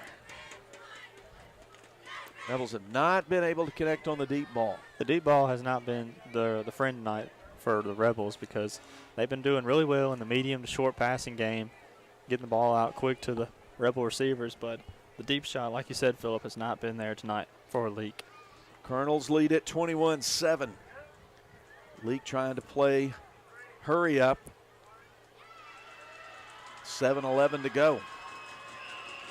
4 wide receiver set. Wilcox to the air. Throws complete in Copiah territory. Knocked out of bounds immediately at the 46 in Colonel territory is Matthew Nowell, Central Mississippi Animal Clinic, 1st and 10. Pushed down immediately by Darian Moore. Good job throwing right into the sideline where only his receiver could get it. And also saving the clock. No time running off the clock as Rebels got a first down. Then a hard count draws the nose guard off side. So Copiah will gift the Rebels with 5 yards, 1st and 5. Line of scrimmage now the 41.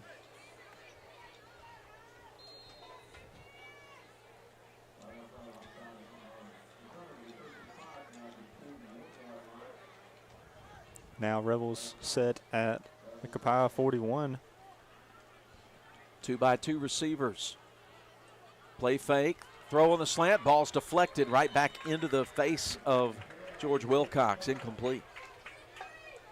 I think that was 33, mystery man making the deflection.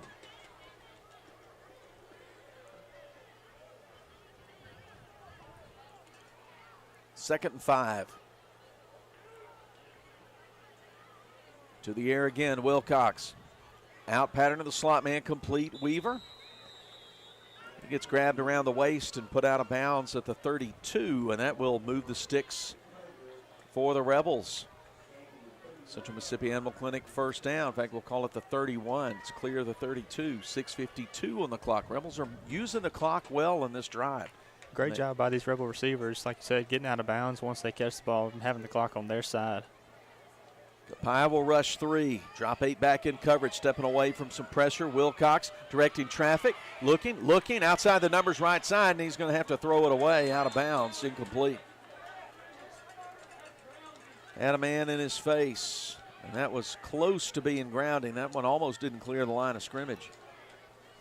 You can hear the Copiah coaches raising a ruckus on the other side of the door about wanting the grounding call.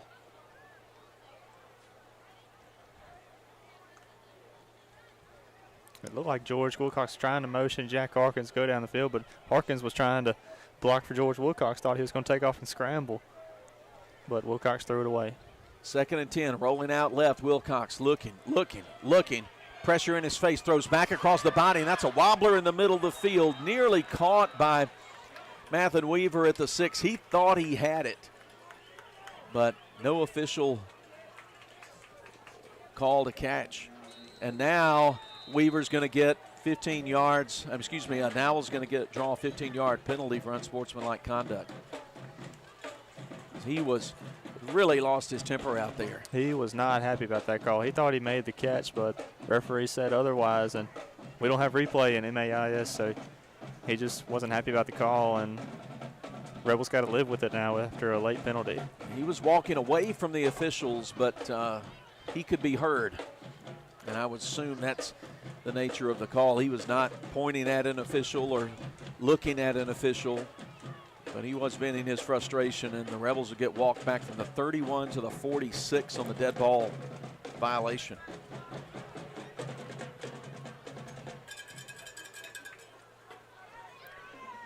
.6:34 left on the 4th quarter clock.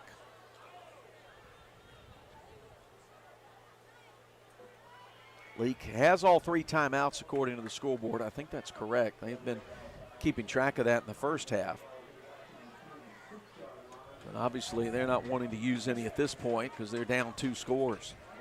So you want to score, conserve clock, then maybe use those timeouts when Copiah has the ball because you know they're going to want to ground and pound.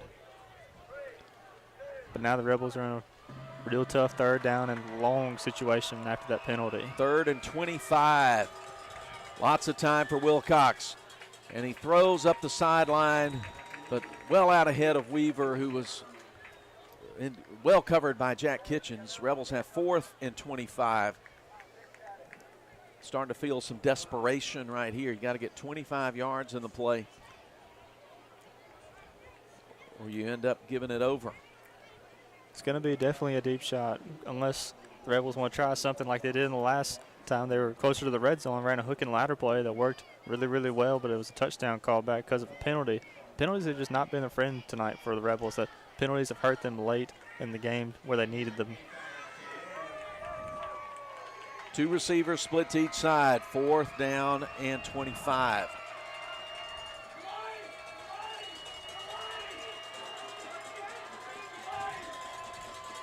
Throwing it in the air deep for 6 is Nowell, and he gets knocked down at the 5-yard line. It's going to be a pass interference call, and the Rebels will at least get something a lot more manageable. It'll be 4th and 10 after the penalty.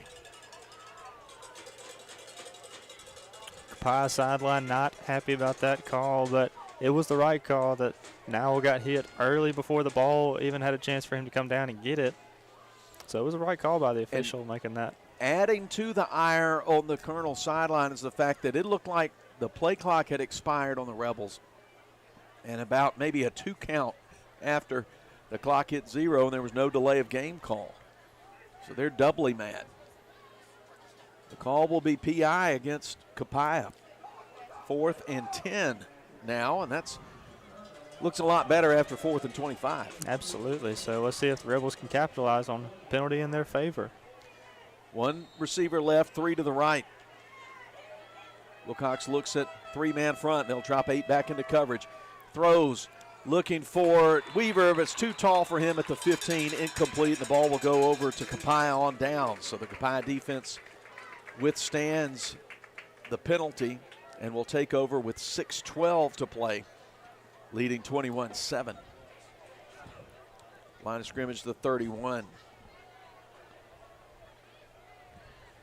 Leake defense will be loading up the box, trying to stop this Colonel rushing attack, and they have done a much better job in the second half with it. I was about to say the Leake Rebel defense has been a lot better in the second half. Only one big play that really hurt them in the second half with a long run by Ellis.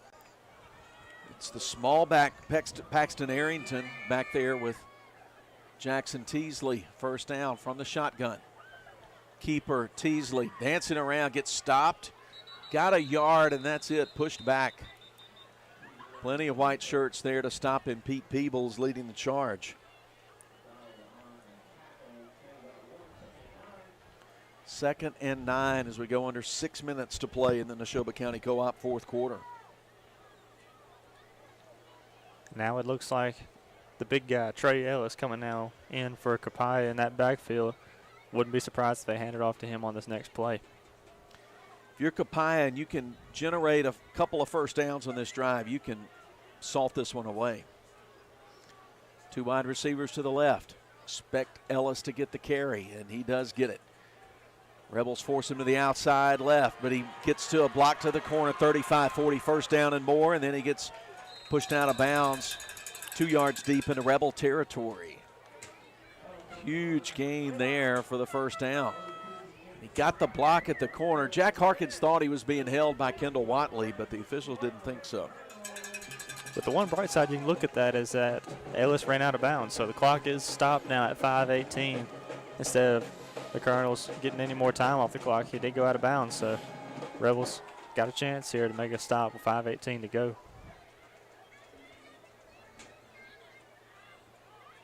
Line of scrimmage, the Rebel 48.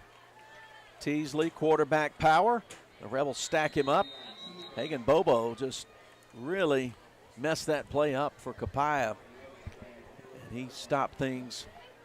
That allowed McDonald and hit Bennett to get in there and stop him.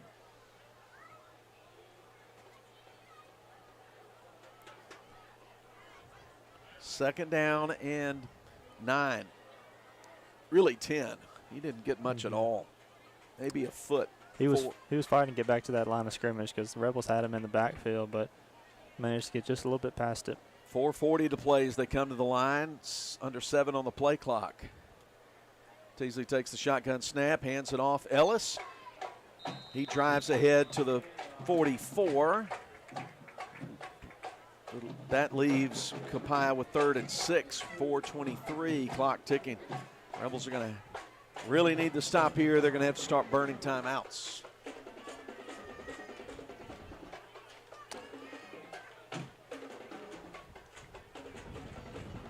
We had a very late ball game last week. We may finish this ball game an hour earlier than we finished, almost an hour earlier than we finished last week's ball game.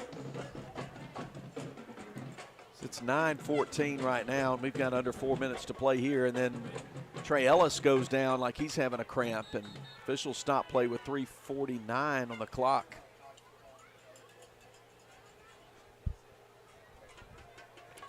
Appears that's what it is. Ellis is down with a cramp. We'll take the break in his behalf.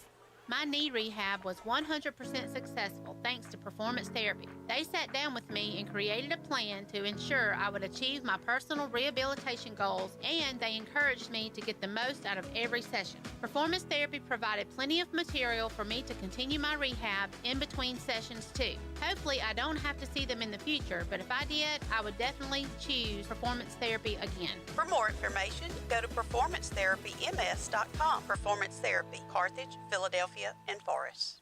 Moore's Pharmacy in Carthage, Sebastopol, and Walnut Grove appreciate you, their customers. We have a beautiful selection of gifts with free gift wrapping. We are one of the only pharmacies around to offer compounding and women's hormone replacement therapy. Moore's Pharmacy accepts all insurance, including Medicaid. Our 2-lane drive-through and prescription synchronization will make your visit very convenient. Come see us. We have the shortest wait time in town and a professional staff to assist you. Moore's Pharmacy, Highway 16, Carthage. Boswell Media Sports. Trey Ellis helps from the field. 3rd down and 5 for the Colonels. They'll hand it to Arrington. Going left side, gets tripped up. Good play knifing in there. Kobe Kemp stops him for no gain. Leake calls their first timeout with 3:38 to play. 4th and 5 ahead for Copiah, and you think they'll punt. Give the Rebels a long field to travel, leading Leake 21-7. We've got Pillow Mustangs coming to the 488 next Friday night, and we'll get you started with a kickoff at 7 o'clock. Wendy's pregame at 6:10, 6:15. Let's be honest, it always depends on how long a conversation that Coach and I have. It's different every week, but you never know. A little different every week, so just be ready on Cruisin' 98 or be at the Boswell Media Sports YouTube channel. 3:38 to go, 21-7.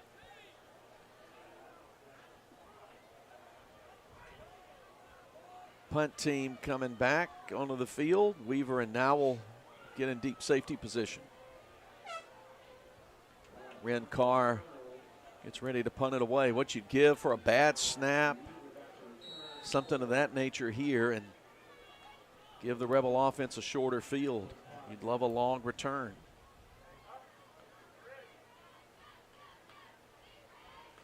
Ren will aim it to the right. Drive Weaver back. Is going to hit at the 5 and die right there. I mean, just die at the 5 with 3:29 to play. When you're hot, you're hot. And Colonels have been hot in a lot of different ways tonight. You could tell Weaver wanted to make an attempt at a return, really help out this Rebel offense instead of being inside the 10-yard line now. But there were too many Colonels around him, so Matthew Weaver had to just let that one go.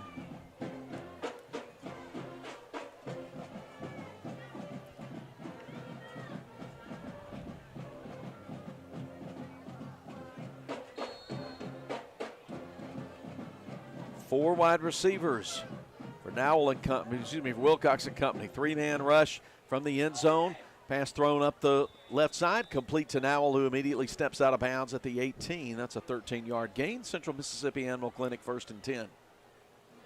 Got to be thinking the Rebels on this offensive drive are going to be playing to the sideline, wanting to make some quick passes towards the outside out-of-bounds area and save that clock.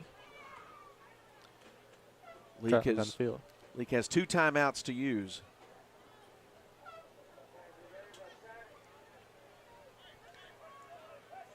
Move a receiver over to the right side. 1 by 3.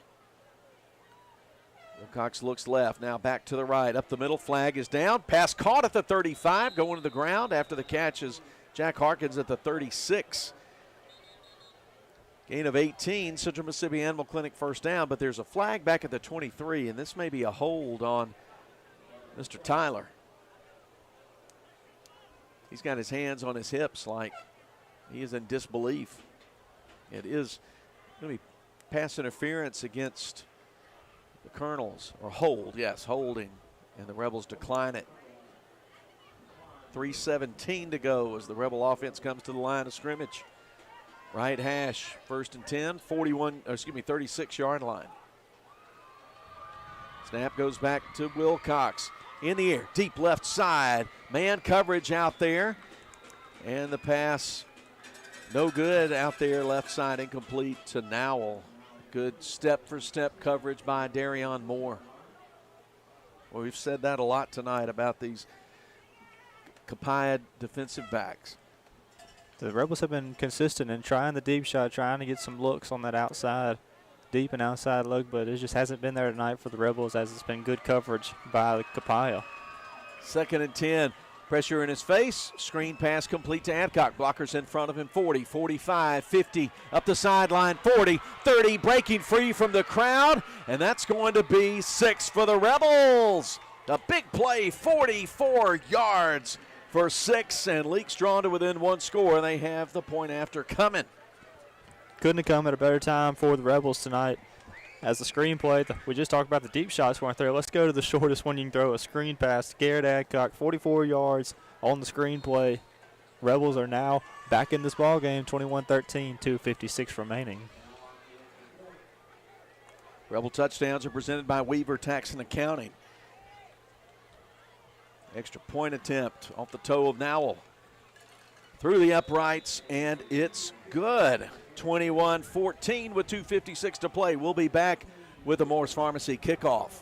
Attention, deer slayers. We are talking to you. Why should you make Neshoba County Co-op a priority? They are the hunting headquarters. Repeat, the hunting headquarters. Come get your game plot mixes and fertilizer today. They have your tree stands, game cameras, scents, and knives too. Neshoba County Co-op has the most abundant line of camo clothing and rubber boots you hunters out there are looking for. Oh, and don't wait. You better do your Christmas shopping while you're there. Neshoba County Co-op, Main Street, Philadelphia. Roll into Junction Deli, where nourishment meets journey. On the menu, delectable breakfast, lunch, and supper. Whether you're in Philadelphia, Newton, Union, Carthage, Louisville, Oxford, or Scuba, we're the local pit stop that blends the allure of delicious food with the convenience of a fuel station. Remember, when your stomach grumbles or your tank covers on empty, we're just around the corner. Download the Junction app for ordering convenience and look for the new car wash in Louisville next to Walmart. Boswell Media Sports. Expecting an onside kick. Here it comes. Kick to the left side. Takes a little bounce.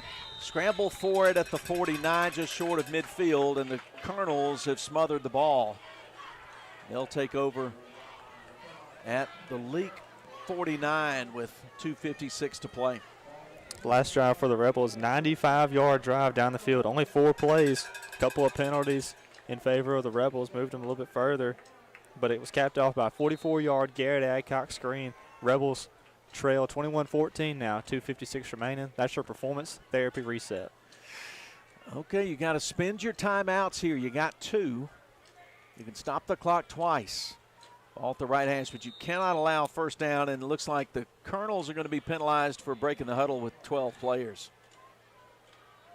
Illegal substitution. We haven't seen that call very often this year.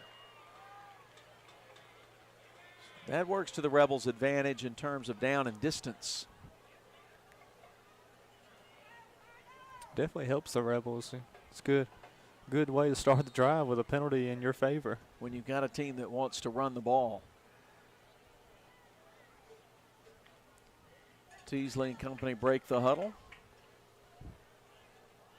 Send one receiver right and then stack everybody else along the line of scrimmage. Two running backs.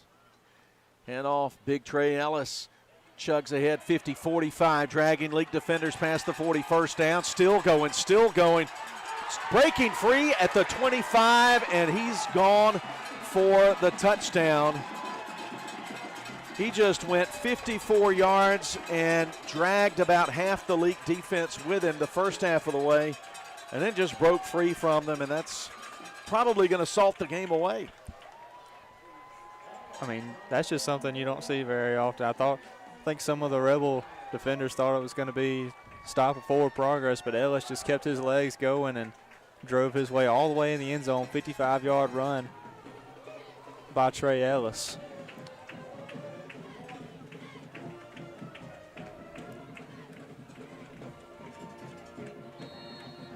The drive officially goes 49 yards. You don't count the penalty yards, but 54. And the kick by Carr is good, and we're now in a 28-14 game with 2:41 to play. If spending days looking for top dollar for your timber has left you feeling like you're barking up the wrong tree, then I would listen closely. Welch Forest Products in Union does it better than anyone and with the least possible damage to your property. Whether it's management, forestry care, pine plantation, thinning, or site prep, the last number you'll dial is 601-774-8200. They buy land with or without timber too. Call Bo Welch now at Welch Forest Products today. 601-774-8200.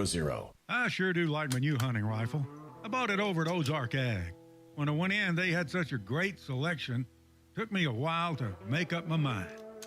I have it sighted in now, and I'm ready for the big bucks. Tomorrow I'm going back over to Ozark Ag and stock up on ammo. While I'm there, I just might check out those deer stands. Hey, honey, I know you're listening. Make sure you shop for me at Ozark Ag. They're on Highway 16 West. Carthage. Boswell Media Sports. Carr's kickoff taken by Rebels' Matthew Nowell at the 32, and he'll shuffle up the left sideline and then get shoved hard out of bounds into the Leake bench, the 39-yard line. 7-yard return. 28-14 game with 2:38 to go.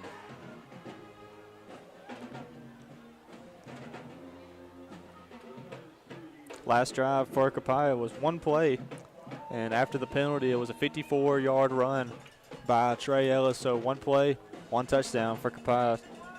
Colonels lead 28-14, 2:38 to go in our ball game. That's your performance therapy reset. Rebels ball at the 39.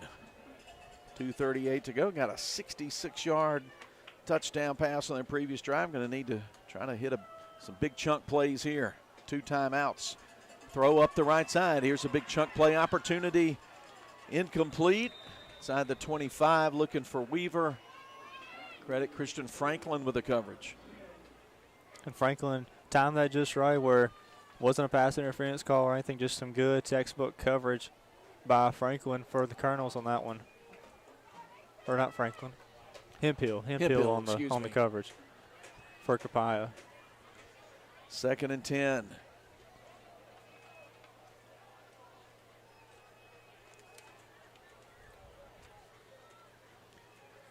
Four wide receivers. Wilcox through the air, going up high to get it. Did he get a foot down? Matthew Nowell did at the Copiah 47. Gain of 14. Central Mississippi Animal Clinic first down. Good job by Matthew Nowell. Really had to go up high and get that ball. Another comeback route on the left side, and another good job getting the toe drags to get the Rebel possession and the first down. Now in Copiah territory, just outside the 50. They'll blitz one, rush four. Rebels provide good protection up front, throw up the right side. Harkins tied up with Tyler all the way, but can't fault Tyler for the coverage there, incomplete. Rebels keep trying for the deep shot play, try and get a quick touchdown. But some good coverage tonight we've seen all game from these Copiah defensive backs that just haven't given the receivers a lot of opportunity for a deep play. 2nd and 10, 2:16 to go on the fourth quarter clock. Fourth quarter presented by the Neshoba County Co-op. The 47. Quick throw off the hands of Weaver, and he slipped as he made his cut right in the middle of the field out of that right slot position. Weaver dropped the ball on that, but still an impressive recovery to slip and fall, get back up, and nearly make the grab. But that's just a tough adjustment to make as he was coming up. It slipped out of his hands, so now brings up 3rd and 10 for the Rebels. 3-man front.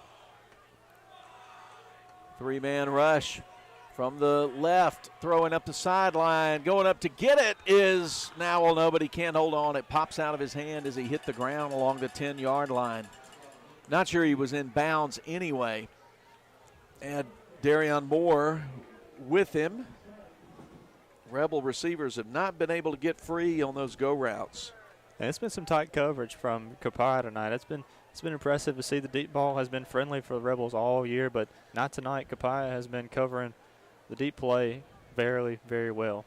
2:04 to play. Leake trails 28-14 with just over 2 minutes left.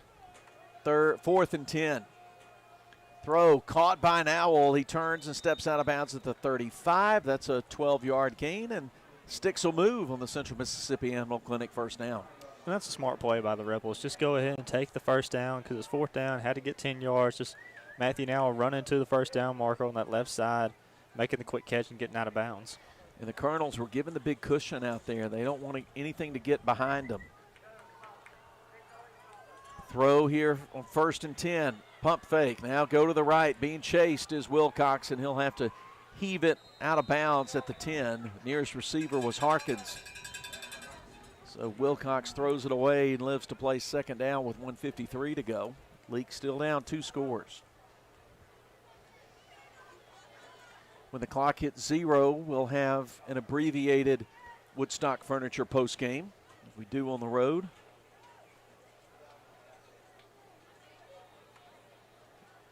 Second and 10 from the left hash. Tunnel screen for Nowell, breaks loose at the 25, and then gets hit, drops the ball out of bounds at about the 17. They're able to get about 18 on the play and move the sticks into the David Barham Insurance red zone. 1:45 left. Rebels on that last play faked the screen to Adcock where they got their last touchdown pass. Instead threw it on that left outside to Matthew Nowell for the tunnel screen and got upfield for a first down but fumbled it afterwards, but the ball goes out of bounds, stays with the Rebels. Major Chandler will get in the slot on the right side along with Weaver and Harkins. Nowell split to the left. 1st and 10 from the 17. Quick throw toward the goal line. Harkins has it inside the 5, gets wrestled down at the 2, stays in bounds. But that will stop the clock for the first down with 1:34 to play, and Jack's slow to get up. He's taken his helmet off. He's just right at the out of bounds line on the near boundary, and he's in need of some help. David Jones and Coach Pickins will head out there. We'll stop things here with 1:34 to go while Jack gets some attention from them. We'll step aside and take this time out. Dr. Brooke Bobo and his staff at Carthage Veterinary Clinic wish you and your animals the very best. They treat all animals, large or small, with the care you would want for a member of your family. Carthage Veterinary Clinic provide for your sick or injured animals and also offer grooming and boarding as well. Located on Highway 16, Carthage Veterinary Clinic is open Monday, Tuesday, Thursday, and Friday from 7:30 until 5:30, and Wednesday and Saturday from 7:30 till noon.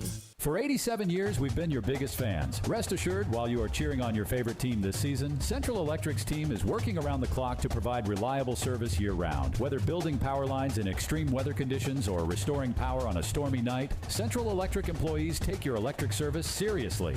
We will be there to keep the game on. So enjoy this football season and take comfort in our team's reliable service all year long. It's our commitment to you, serving you since 19. Come back out of the injury timeout, 1st and goal from the 2. Looking left, throwing complete. 6 for the Rebels. Right on target, QB1 to baller alert, number 6.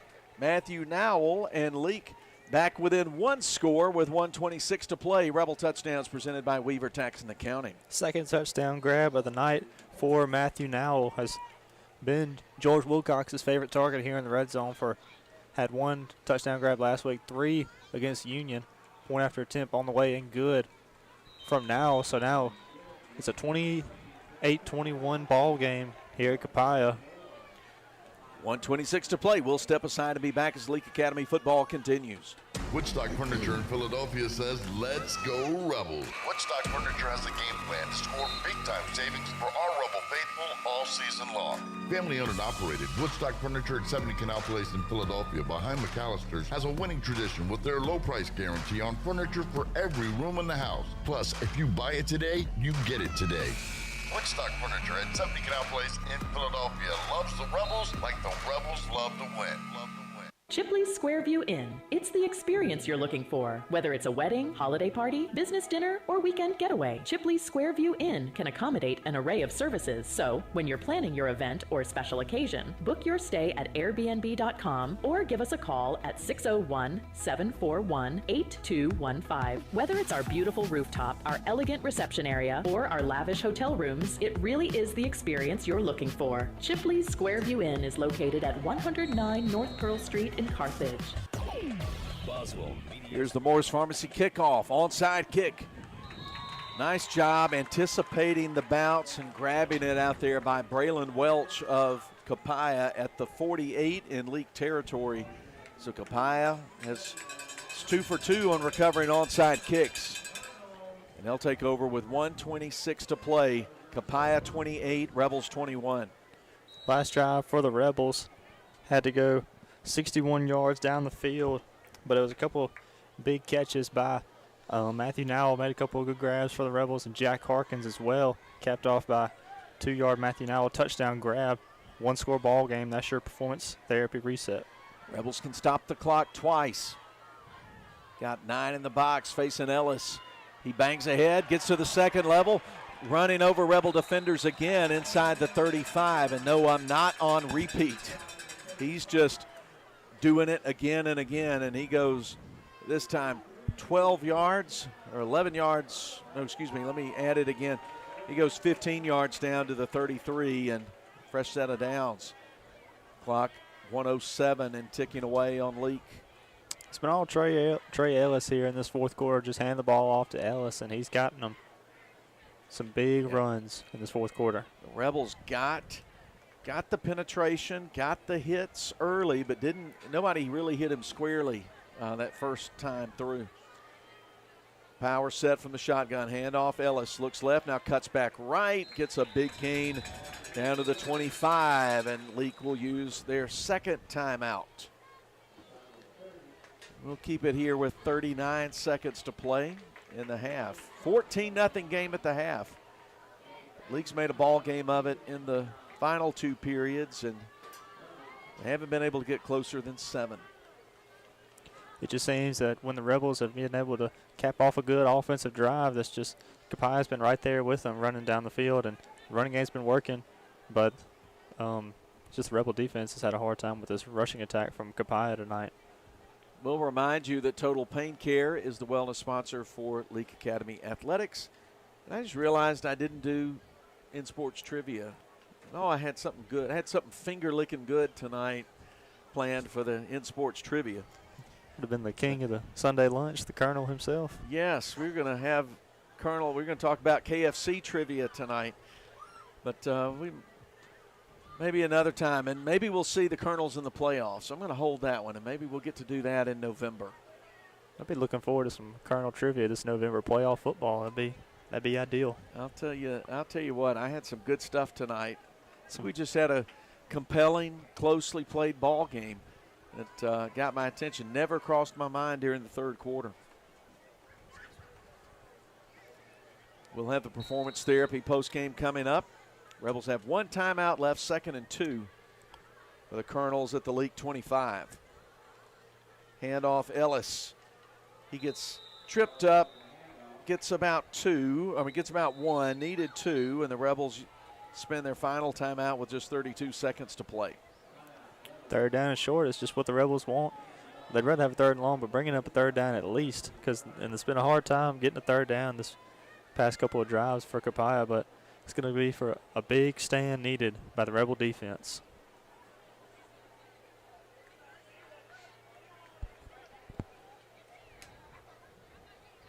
Line of scrimmage, the 24, 3rd and 1. And Trey Ellis he's not in the ball game now, so it's going to be somebody different trying to get that 1 yard for Copiah. But here's the thing: even if you stop them, let's say you stop them for no gain, Leake can't stop the clock, so it's 4th and 1, and you're going to force them to snap it one more time.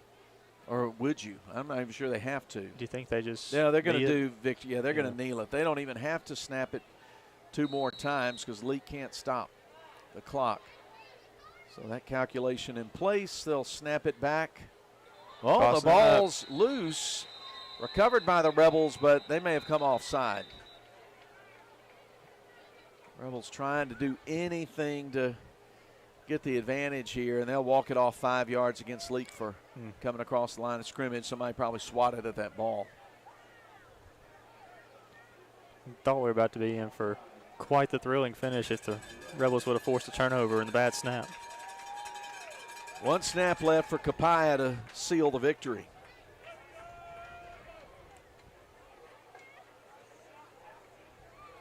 And the clock's running right now. So they got to snap it 1 time. They'll snap it, get the kneel down, and they'll get the victory. Hard-fought victory for Copiah over Leake, 28-21. And that will send us to the Woodstock Furniture postgame. We'll send you there and come back and wrap this one up. Final score, Copiah defeats Leake 28-21. Leake Academy football continues. Walk into the shimmering world of Cross Gates Jewelers in Pearl, where every piece of fine jewelry will tell a story and represent the memories of your life. Their GIA graduate gemologist will show you their exquisite collection of engagement rings and bridal sets, answering any questions you may have when choosing the perfect diamond and setting. Their expert in-house repairs ensures your cherished items are in the best hands. Crossgate Jewelers, located at the corner of Cross Park and Highway 80 in Pearl. You are unique, and your jewelry should be too. What is the value of an independent insurance agent? We don't work for any one insurance company. Instead, we work for our clients. We sell insurance from multiple companies, and that means at South Group Cox Agency, you always have an expert on your side who can find you the best policy and rates for you and your family. Now is the time to come by and let us at South Group Cox give you a free quote. Open Monday through Friday, 8 a.m. to 5 p.m. South Group Cox Agency, 207 West Main Street in Carthage. Now, Bob, when we started the Bring Your Kid to Work Day, this wasn't exactly what we had in mind. I'm sorry, but they're my babies. We're about to go grab lunch and then head to the farm. Well, where are you headed? Rosebud General Store, out there in Rosebud on Highway 487 East. Nothing but the best for my babies. They got everything you need for your farming family. Well, your calf sure is sweet. Does she have a name? There's the Cow Patty. Whoa, let me get this straight. You named your cow Patty? No, sir. It's what you stepped in. Ew. Rosebud General Store, Highway 487 East. When dealing with something as complex as taxes and payroll can be, you can turn to Weaver Tax and Accounting to make things easier. Their professional staff works diligently to make sure your business and personal returns are complete and finished in a timely manner. Weaver Tax and Accounting will also execute your bookkeeping and payroll, bringing you the best in tax services since 1979. Weaver Tax and Accounting, 20 South Street, Sebastopol. and 109 Chadwick Avenue in Walnut Grove. Navigate your way to Carthage Collision Center. Easy to find right on Highway 16 in Carthage. Our professionals offer exceptional repair services, getting you back on the road in no time. Experience unparalleled customer service coupled with cutting-edge technology. Call us 601-267-4727. Make a turn towards peace of mind with Carthage Collision Center, where quality meets reliability. My knee rehab was 100% successful thanks to performance therapy. They sat down with me and created a plan to ensure I would achieve my personal rehabilitation goals, and they encouraged me to get the most out of every session. Performance therapy provided plenty of material for me to continue my rehab in between sessions too. Hopefully I don't have to see them in the future, but if I did, I would definitely choose performance therapy again. For more information, go to performancetherapyms.com. Performance Therapy, Carthage, Philadelphia, and Forest. Big discounts at Triple M Motors. That's right. Big dealer discounts plus GM consumer rebates means you save big. Not in the market for a new ride? Check out our pre-owned. Triple M Motors carries a good selection of SUVs, cars, and trucks. Stop by or check us out on the web at triplemmotors.com. That's triplemmotors.com. Woodstock Furniture in Philadelphia says, let's go Rebels. Woodstock Furniture has a game plan to score big-time savings for our Rebel faithful all season long. Family-owned and operated, Woodstock Furniture at 70 Canal Place in Philadelphia behind McAllister's has a winning tradition with their low price guarantee on furniture for every room in the house. Plus, if you buy it today, you get it today. Woodstock Furniture at 70 Canal Place in Philadelphia loves the Rebels like the Rebels love to win. Boswell Media Sports.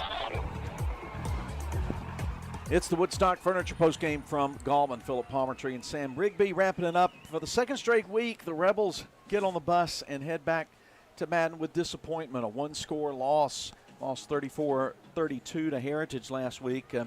This one hurts a little more because this 28-21 loss to Copiah tonight sends the Rebels to 0-1 in the Central Division, MAIS 5A. And it was a game in which the Rebels left some things out there on the field. Have to feel like this was a game that could have been theirs. Yep.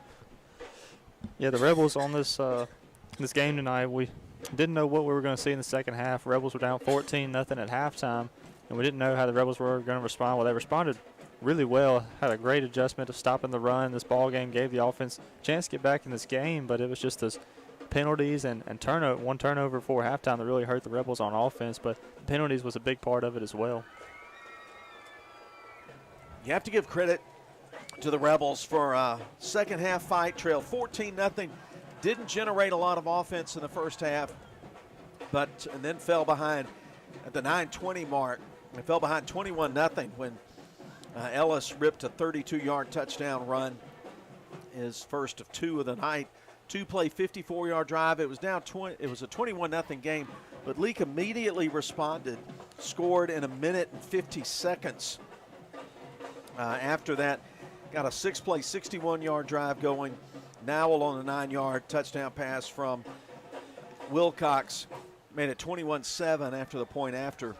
Then Leake scored with just under 3 minutes to play when they were in hurry-up mode. 66-yard screen pass from QB1 to Garrett Adcock. Capped a 4-play, 95-yard drive, and the Rebels were back in it, came back to life at 21-14. But then one play, 49-yard drive, had a 5-yard penalty, and then Ellis rumbled for 54 yards up the middle. When I say rumbled, he rumbled over Rebel defenders, dragged a few along with him, and then broke free for the final 30 yards to the end zone. It was 28-14 with 2:14 to go, but Leake still fought back. It took them less than a minute to respond. 61-yard drive capped by a 2-yard pass from QB1 to Matthew Nowell. Second time they connected for 6 tonight. 28-21 after the Nowell point after attempt, but then Leake could not get the ball back after failing to get it back on the onside kick. That's where we leave things there. All our stats and summaries and resets presented by Performance Therapy. Well, we've Going to head back home for a non-district game next week. Pillow comes to town for homecoming. Rebels certainly leave these last 2 weeks a little battered and bruised, but, coming down the home stretch, pretty much everybody's that way. Yeah, not the road stretch the Rebels had in mind when they saw it on the schedule, but there's plenty of good opportunities coming up. 3 out of the next 4 games for the Rebels we played at the 488 home games for the Rebels, so plenty of good opportunities and district play and to improve their record. So tough loss tonight here for the first game in district play, but plenty of good opportunities down the road for the Rebels. Let's hit you with just a couple of scores as we get set to leave here at Gallman. Late third quarter scored. Noxubee County leading Louisville 21-7. That's a 3A beating a 4A, and that's a surprise the way the Louisville Wildcats have played lately. Here's an MAIS score, 28-14. Magnolia Heights leads Bio late in the fourth quarter. A few others, Marshall Academy was leading Indianola 35-0 at half. They'll be in running clock situation the rest of the game. They may already be done by this point. Morton blasts Pelahatchie 52-0. Starkville claims the little Egg Bowl trophy, defeating Oxford 14-9 in a low-scoring game up in Lafayette County. A few others from the region. I have to kind of scroll and look at about 10 scores at a time. Lake comes back in the second half to beat Union 30-18. Impressive win for the Hornets. Tough season for the Yellow Jackets. Madison Central 10 points better than Warren Central, 34-24 over in Vicksburg. And Forest ends up blowing out Scott Central 37-7. Big second half for the Bearcats in picking up their win.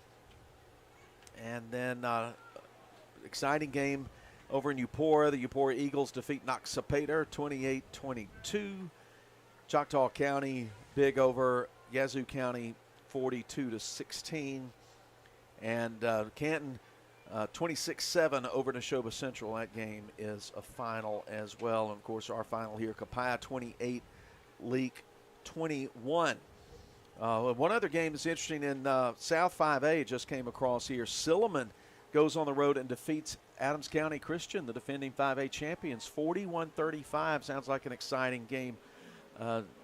Just a little bit south and west of us here. And Starkville puts away Pillow 20-14. That game in Greenwood. Looking at a few others. East Rankin gets back in the win column. They squeak by Amit School 37-31. Winona Christian blanks Ethel 40-0. Winston 47. Clinton Christian 14. The finals. We're starting to really get some finals coming across here. Jackson Prep goes to Tennessee and blanks Evangelical Christian School ECS 28-0. And that's good enough. Shut things down here tonight.